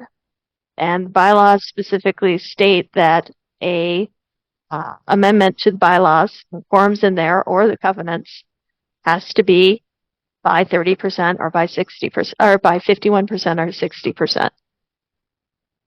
Doesn't carve out anything for, quorum. But it says unless it's prohibited by the bylaws, the board can. Or just don't prohibit the board from lowering the quorum. What's that? Well, let me look at it. You raise an interesting point. What you're saying is it's not specifically prohibited. And so the board could just drop quorum. Is that what you're saying? Say it again, Keith. Carl, she didn't hear you. So if it says it's not prohibited, the board can lower the quorum. That means the board could vote right now.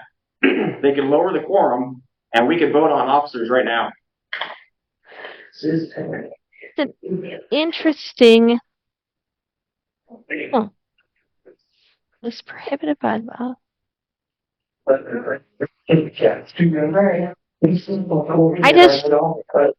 I have to think about this and think about what, because here's what I always have to worry about. I always have to worry about, while everyone on here may be, excited about that, we have all these people on here, and I know there are others who are silently disagreeing with some of the things that you put forth, only because that's what happens.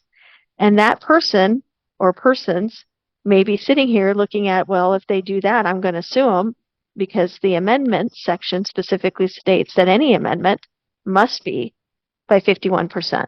And that would be the opposite side.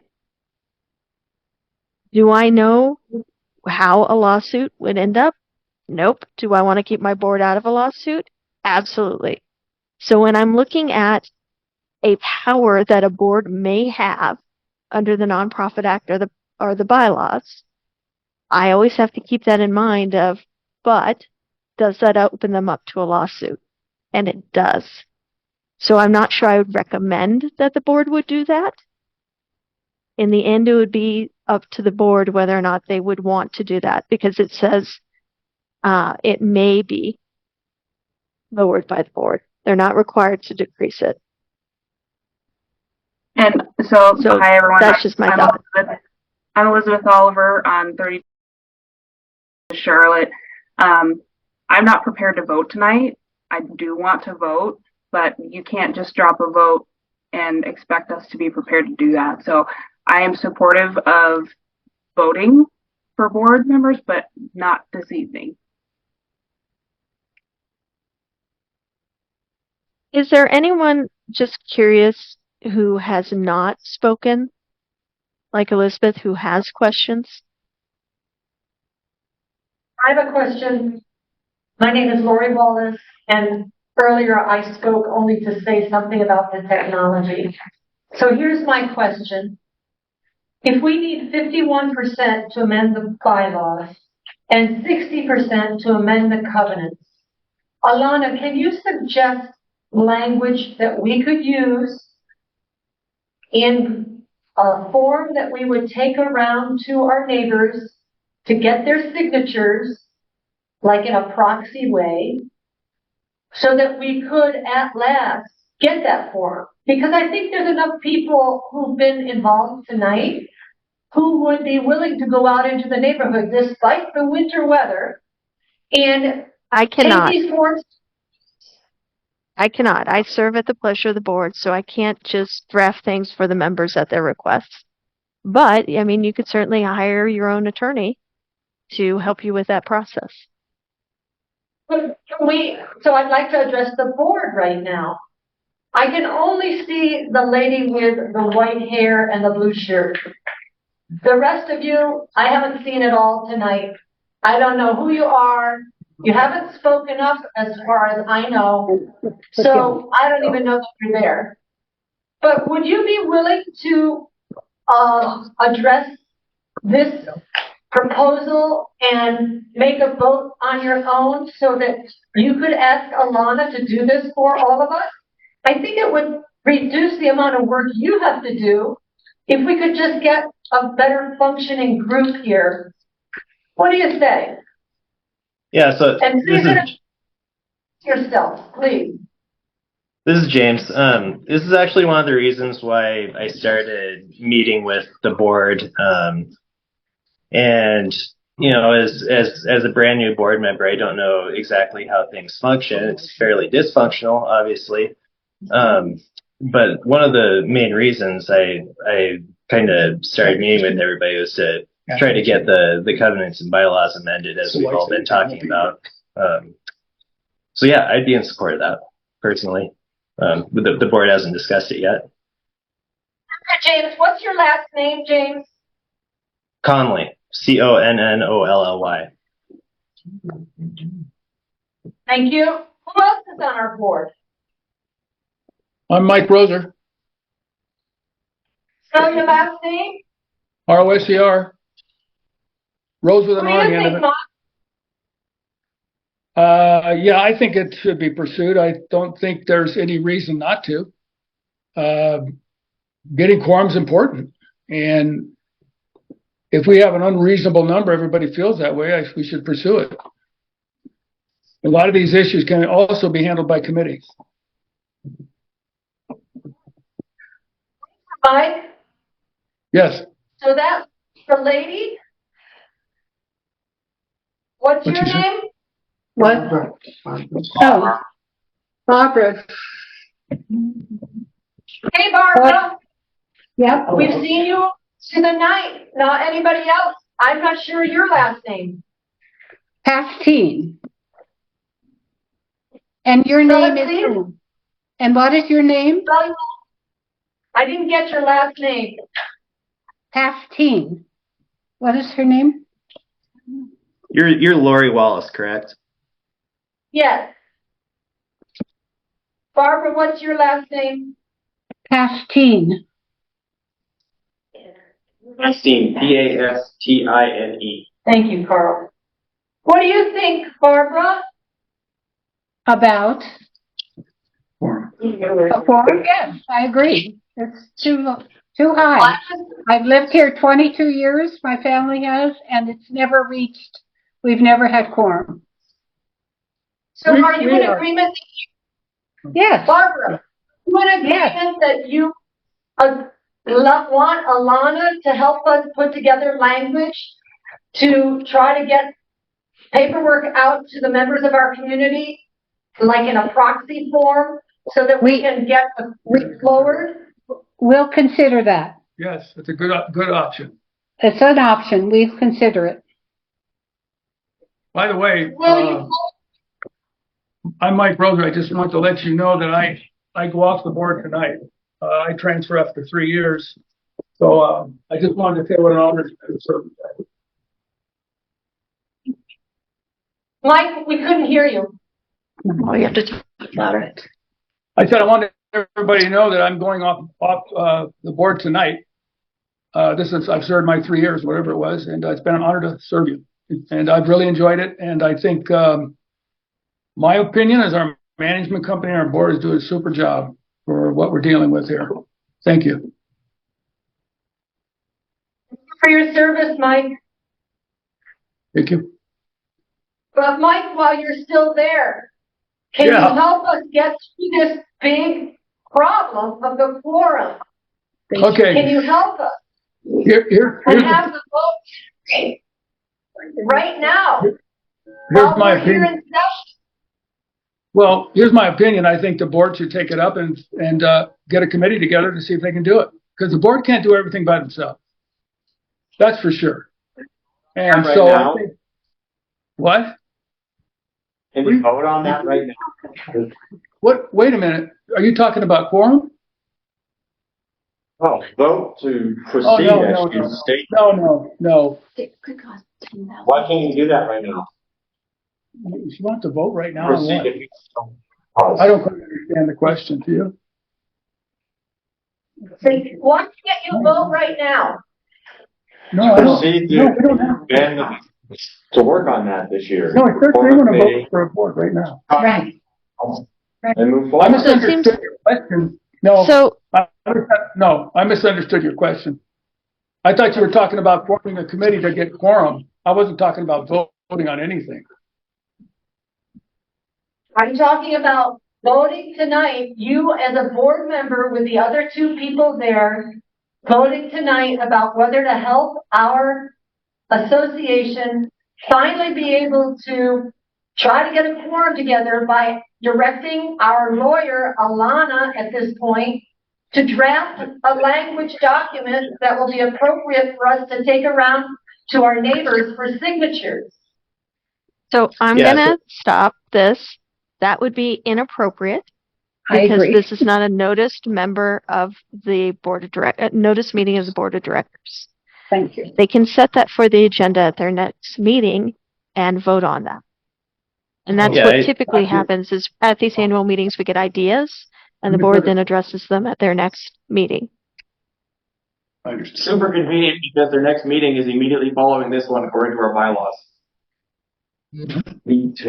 Tonight. Yes, but I understand, but the agenda has already been set and notice needs to be provided. And I don't know what the notice is, so maybe they can notice it this soon. I would doubt it, but notice is typically provided. They can certainly discuss it at that next board meeting. And I'm going to guess that they will, but I don't know if they can appropriately take a vote on it, but they might.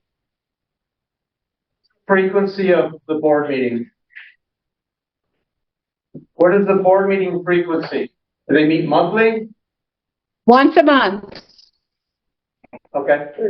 And then how do you notice any of the members that you're meeting? Do what? Do you give notice members of your board meetings? No, they're not required to under Montana law. The cost of that could be astronomical to the association. Again, okay, so are meetings, the board meetings allowed to be, are they open? So can members sit in on a board meeting to hear what the board is discussing? So I get this question all the time.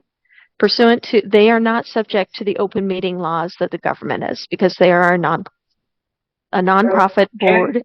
Does not need to notice the members with regards to each of their meetings. With that being said, a number of my boards do decide to open the meetings and do notice not by mailing, because that's very expensive, but by, notice on a website or something like that or emails. Now, that being said, keep in mind that I have had associations who have needed to close the meetings completely. And I tell people this. I mean, I've been shot at twice. Ponderosa Pines is a perfect, most of you know where that is, out in Clarkston. Then my board members were getting shot at, and the police had to come out every 3 or 4 months. And so those meetings were closed. And when there is a possibility of bodily harm or there is anger involved, at that point, I typically tell my boards, at this point, let's close and work our way towards transparency, work with the people who are angry, and see if we can get to a place like we did with Ponderosa, where when we were having our annual meetings, we had to walk in and there were 2 sheriffs, and you had to go through a metal detector to meeting at the Grand Tree. And that's the goal. is getting everyone to a place where board meetings are not wars, that they are a place where people can exchange ideas, and not in an angry manner, but a one that is open to listening, is open to curiosity, and is open to hearing the other side. So I'm hopeful, very hopeful, that as we build transparency here, that's where you all get.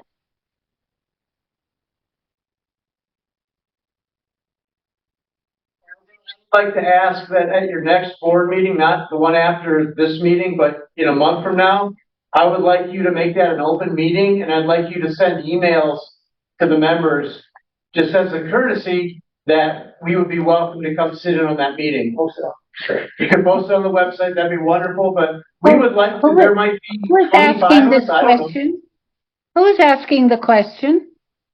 Hudson Hart.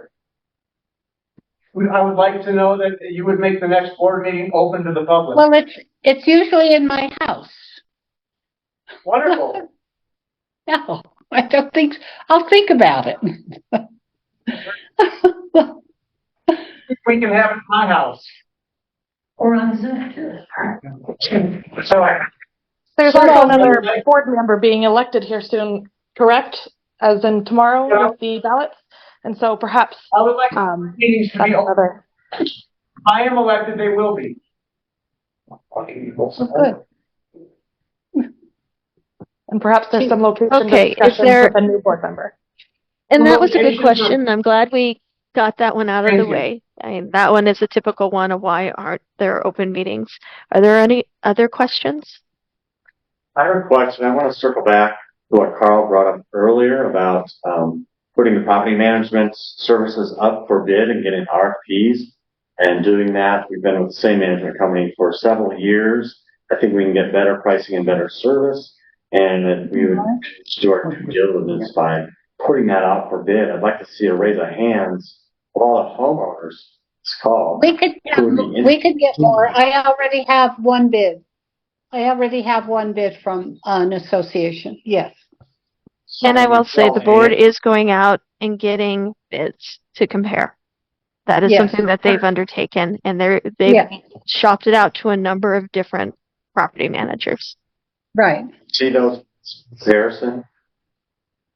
Can they share those? So we haven't finished. The answer is yes, we can share them. Yes. But we don't have them together yet. Wait. Barbara, I don't know if you can share the bids. Them. They're proprietary documents of some of these guys. Exactly. Yeah. Right. Sorry. Okay. So everyone, so typically you can't share the bids themselves because they have confidentiality clauses in them, because the property managers do not want them shared with other property managers because of price gouging and other things. So there's a really fine line boards have to walk on what they can and cannot share with regards to those bids. What they can share, though, is overall cost.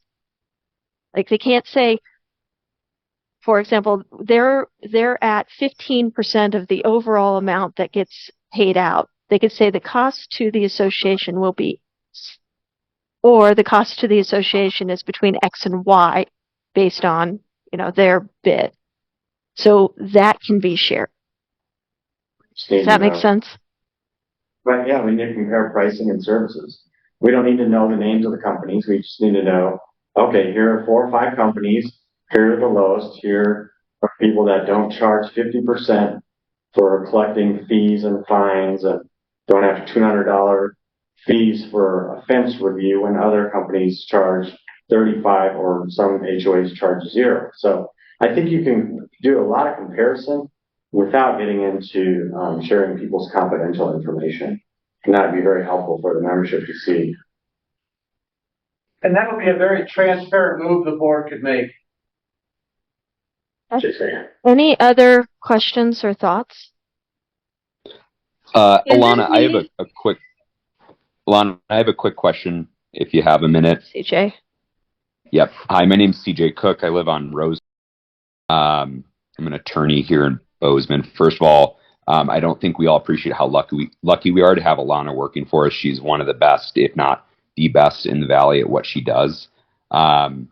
So a lot of my questions is I'm running for one of the board positions. I'm not holding my breath that I'm going to get elected because I'm pretty new to the neighborhood. I don't know that many people. I understand why you, in your capacity as board attorney, can't help draft bylaws or help propose bylaws, but can a board member assist with that type of drafting and that type of proposal in their individual capacity?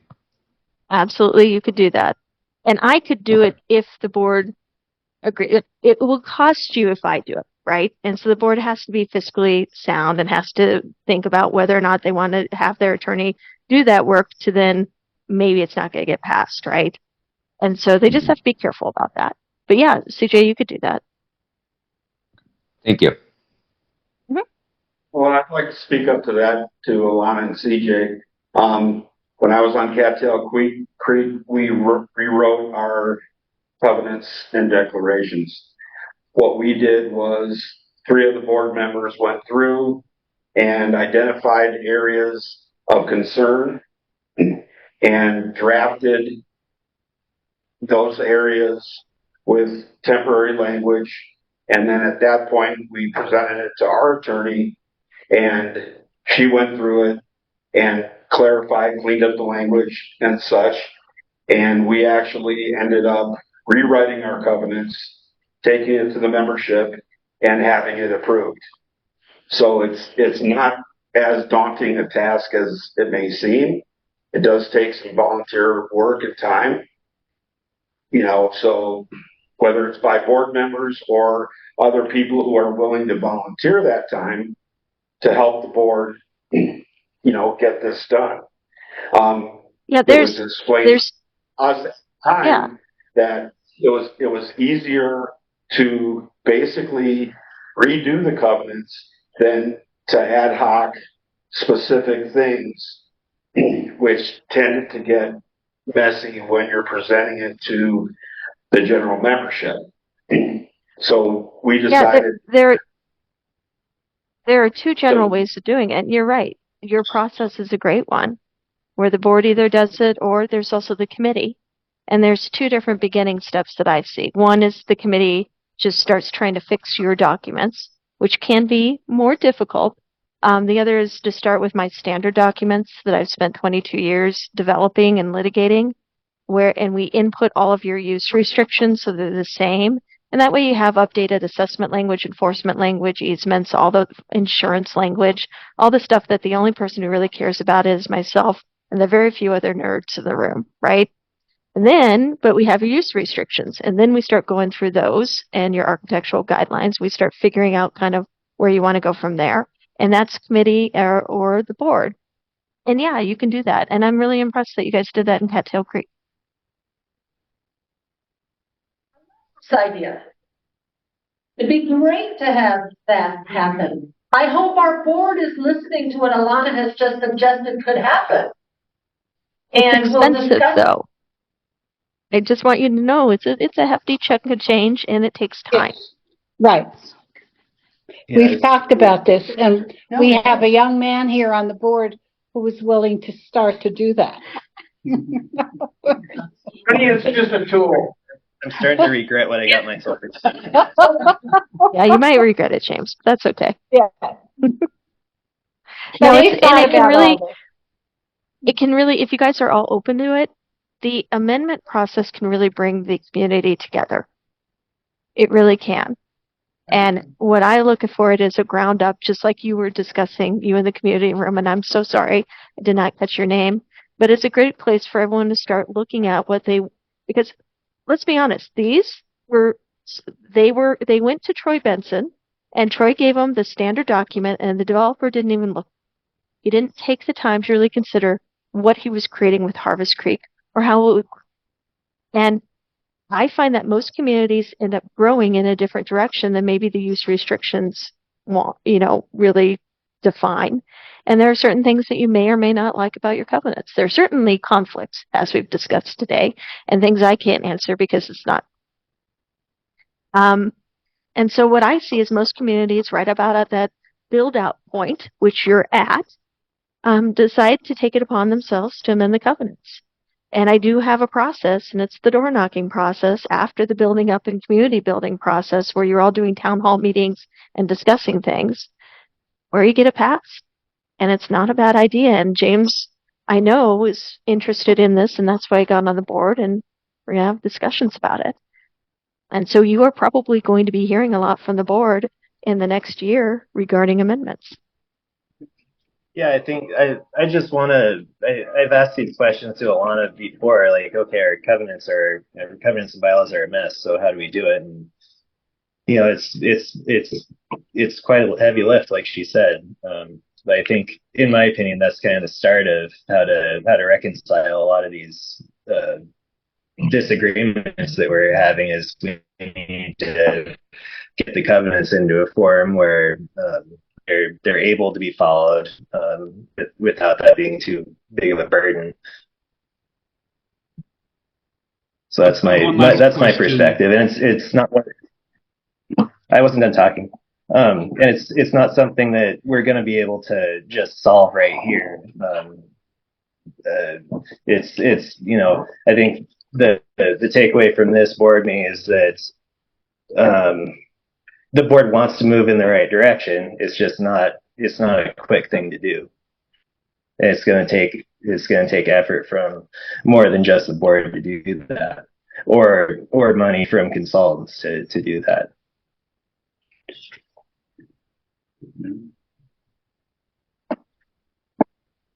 Sorry, that being said, I have one last question. How do we address the investment properties and rental properties when it comes to quorum?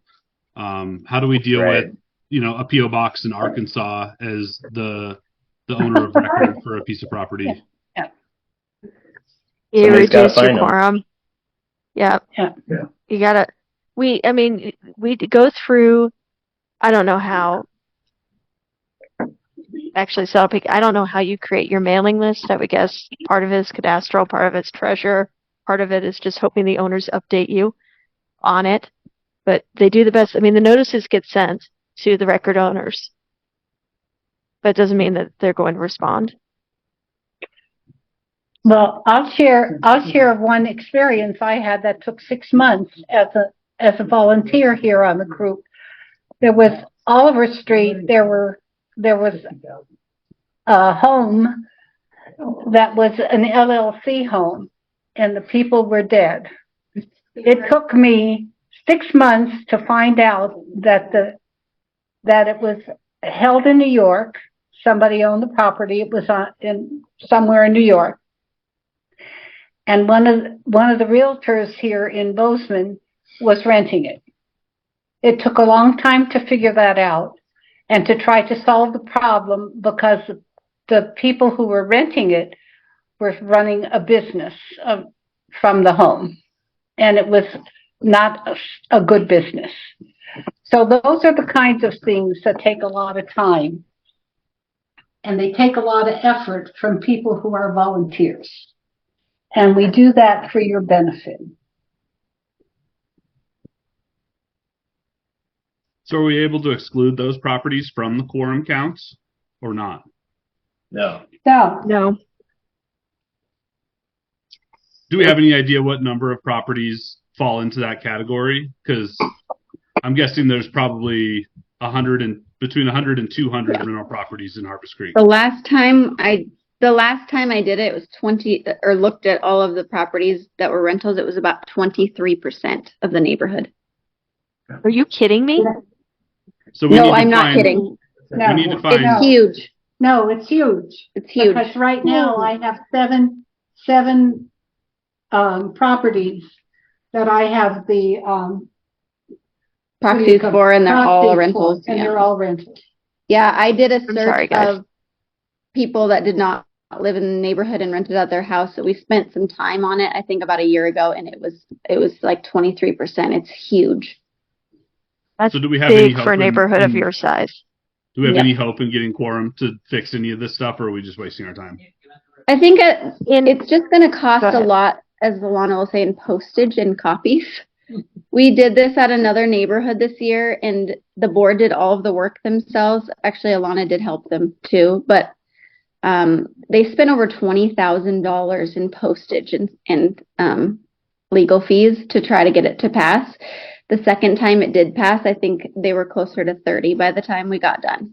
So, and it's a neighborhood that is 1/4 of the size of Harvest. But that being said, you can still do it. Yeah, it can still be done. It's just expensive. And to amend the covenant, and 23% of our neighborhood is rentals.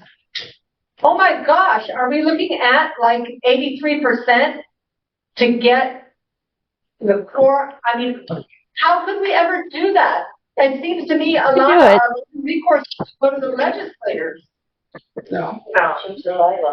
One, but believe me, they're not right now, guys. The problem is they're not pro having it easier for homeowners associations to amend their covenants. I'm going to tell you that right now.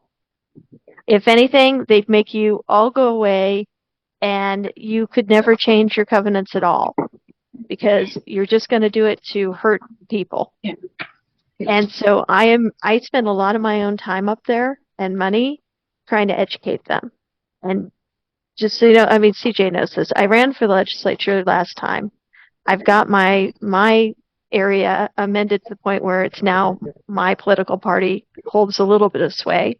And I did well enough that the incumbent moved and she's not running in this area anymore. So there you go. So I hope to be in the legislature in the next go around.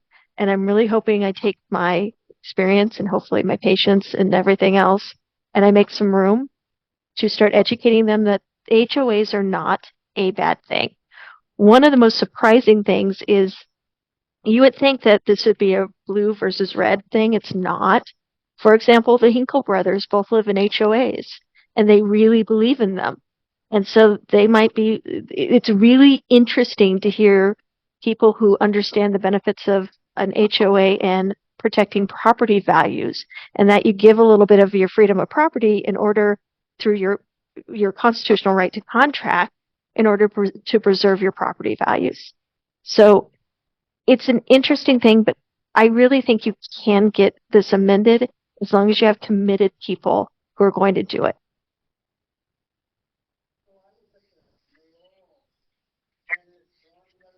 All right. I heard in that meeting, the city does not like HOAs, and they said, I can't remember who it was, one of the panelists said, they want to get rid of HOAs. The city does. I know. I mean, they submitted some of the worst legislation up there, and I was fighting the city of Bozeman constantly. The reason is because a capital M, a capital E, and 2 capital S's. So we need to be strong, because at some point we're going to have to fight the city on something. I guarantee it. Can I say something? Yes. I've been watching this very topic about HOAs, and last week, sadly, I missed it. There was a meeting held, and I think it was right in this building, that was addressing what the city would like to have HOAs move toward, a model, sort of an attempt, in my words, to homogenize HOAs. They didn't, some places had the audacity to say you can't have a daycare in your neighborhood, and they want grasses to be removed and weeds put in, and they want people to have gardens so they don't have to, so they're feeding themselves, and it was ridiculous, the list of things. But, there's all the controversy over the zoning, and I understand that legally the city cannot come in and make a homeowner's neighborhood like Harvest Creek adapt to that zoning. Is that correct? Are you asking if the city can amend your covenants by legislating? It's an interesting question. I'm not sure. Well, it was sort of hinted at that people in an HOA, because of how they okay. I think I understand. Can they by zoning change your covenants? No. The stricter of the two typically applies. So they can't, yeah, they can't do that. So at this time, developer A could not come in and buy a corner and a next and a next in Harvest Creek and, tear that down and build a 4-story condominium building. Right now, they could not do that. I think your covenants restrict your use to single family, and so they would not be able to do that, even if it was zoned multifamily.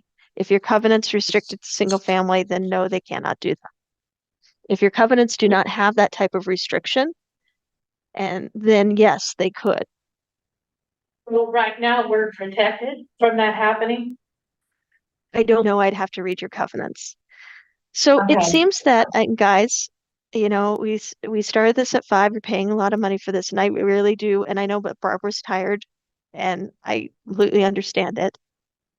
We seem to be getting away from, and this is a great conversation, but I want to be sure that you guys are at least satisfied that the burning questions have been answered with regards to the direction of the board. And I can talk about this stuff all night because I practice in this area because I love it. Most attorneys, including CJ, I would guess, think I am crazy, but I really do love it. And the reason I love it is because I find that if we're open and we talk, I sound like Pollyanna, and I get it, and I kind of am Pollyanna in a lot of ways, but you guys become a better community for it. And these are hard discussions to have a lot of times, and I'd rather just have them. Board can go a long way to have open board meetings on a monthly basis so we can get some of this dialogue.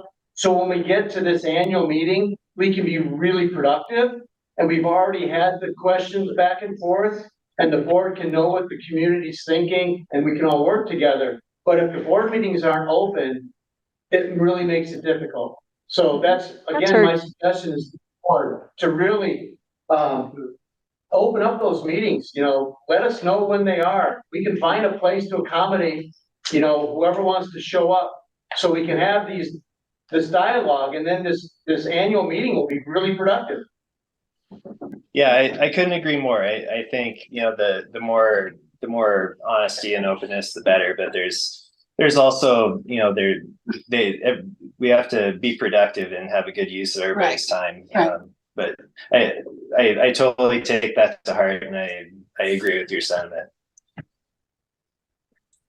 Is there anyone outside of the community room who has questions, who maybe hasn't spoken up? And I'm not saying community room that you shouldn't ask more questions. I just want to make sure everyone has a voice. Okay, I don't see anyone. Question about some maintenance issues, I guess. So from what I understand, the HOA is responsible for the walking paths through the homes.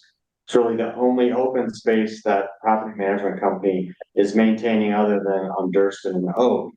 And in my mind, those walking paths have been highly neglected. There are trees that were dead for 2 years that finally got cut down. When is the board gonna remove the stumps, replace those trees, and I think fix a bunch of sprinklers? It seems like, that's the only space we're maintaining, and it's maintained fairly poorly in my mind. What's the plan moving forward for that space? Yeah, I'm getting from Lindsay that it is on the list to get that work done. I can't talk to specifics, but yeah, I'm getting from her that is planning on getting taken care of. We're getting bids for you guys. We're getting bids, at least, she says. Okay, thank you. Last year, we had problems with snow plowing our streets. And we received a letter that said, please be patient with our snow plowers. Last year at the board meeting, we were told that our snow plowers had contracts with the schools and had to go to the schools first. So of course, we had to come after that, if even not later.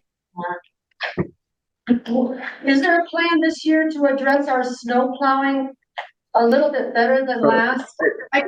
I'll talk about this just for a second. So we actually did get 4 bids and gave them to the board this year. We're currently paying about $700 a plow, which is about $1.50 a home, per plow. The bids we got ranged between $2,000 and $6,000 a plow, and they're a lot of different companies. None of those companies include doing the driveway, you know, making sure there's no berms in the driveways. That is $5 a driveway extra for most companies, which would be $5 times 530. So the board looked at those. Obviously, the company that does the snow removal has done it since day one of this neighborhood. They've always been around, and this is a commercial goes first. So this always the commercial properties and the schools have to be first, and then residential goes after. The thing about harvest is that they run 2 to 3 plows sometimes down the road at once, just to get it cleared. So the other option would, I mean, if you went with one of the other companies or cleared all the driveways, the dues would definitely have to go up. If we went to no snow removal, we've asked that every year at the annual meetings, and the answer has always been a very overwhelming no, we want the streets plowed. There are neighborhoods that don't plow the streets, like Flanders Mill, and it's almost impossible to get down those streets sometimes in the winter. So those are kind of the options. We did present them all to the board.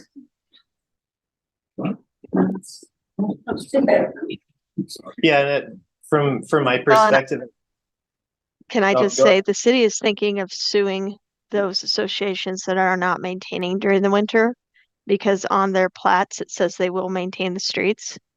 So as your attorney, I would suggest not plowing. I know that's double negative, but you get where I'm going.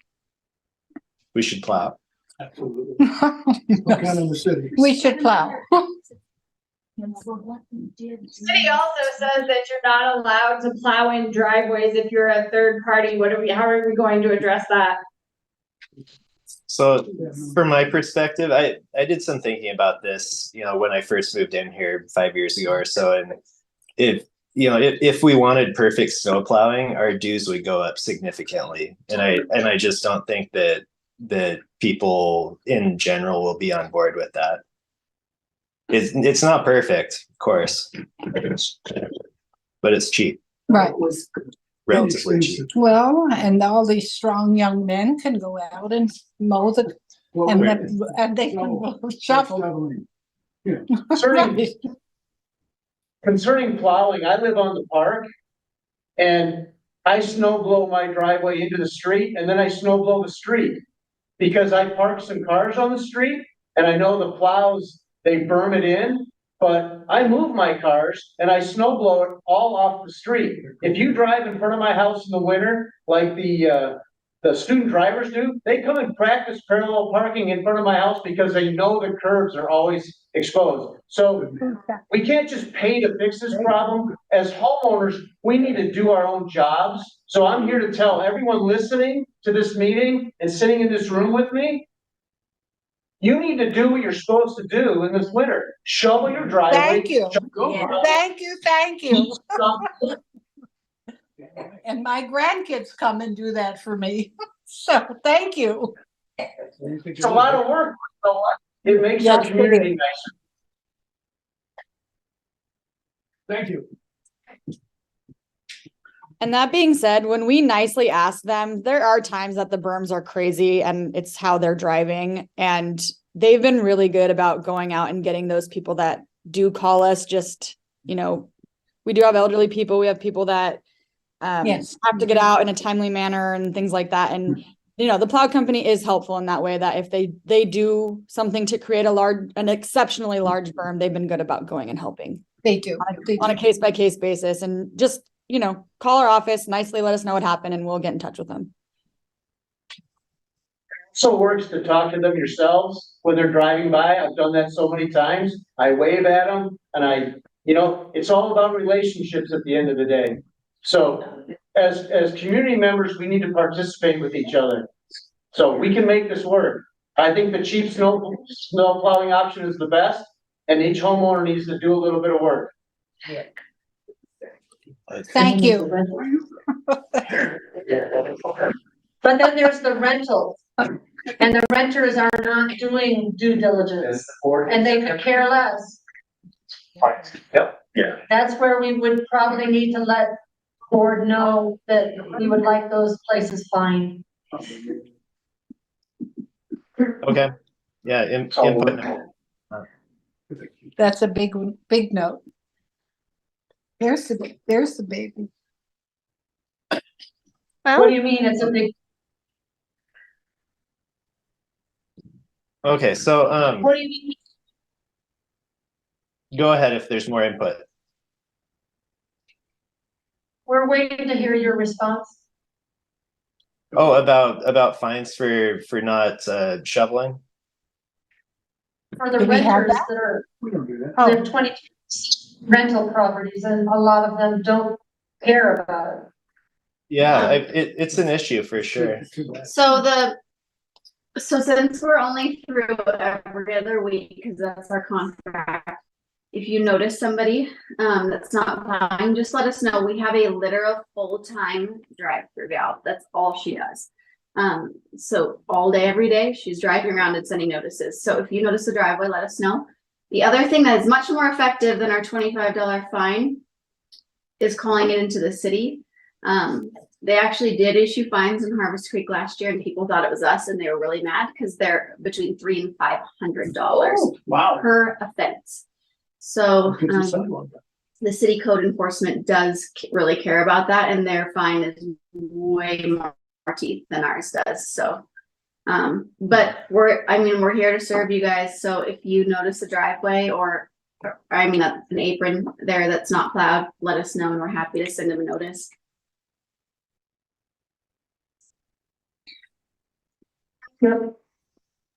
The charge from the city also, I think, involves them plowing. So submitting that complaint will both punish the person, the renters, right, if we're talking about that in that case, and in theory, get it all plowed and cleaned up as well. It's usually the typically like my neighbors. And we did put it in a newsletter last year, Jamie. So that's a good reminder. I'll have Felicia put in the winter newsletter this year. Just a link at the end, so that we can provide that to you guys. Hey, Lindsay, just so you know, your microphone is garbled. We can hardly hear what you're saying. Okay. Yeah, we have it's hard when we're here, but we have it. I'll talk closer to the mic. Yes, that's better. Do you want to repeat what you just said? Oh, I just said that we'll put a link in our newsletter this winter for the city. There's a little sheet you can fill out, but they do a very large fine. As Jamie reminded me, they actually plow when they do that as well. So it really does solve the problem, and their fine is between $300 and $500, whereas the HOA starts at $25. So.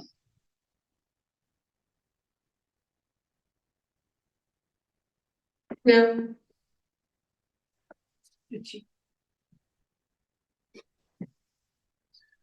Back to adjourn. Yeah. Barbara, were you ready to accept the motion to adjourn? She's game. Yeah. Are you sure? Steve Holland, 904 Harders Way. I make a motion, we adjourn. Yes, I make a motion to adjourn. All in favor? Aye. All opposed? Thank you all for attending. Good night. Have a wonderful evening. Thank you, Alanah. Thank you. You're welcome, everyone. Have a great night.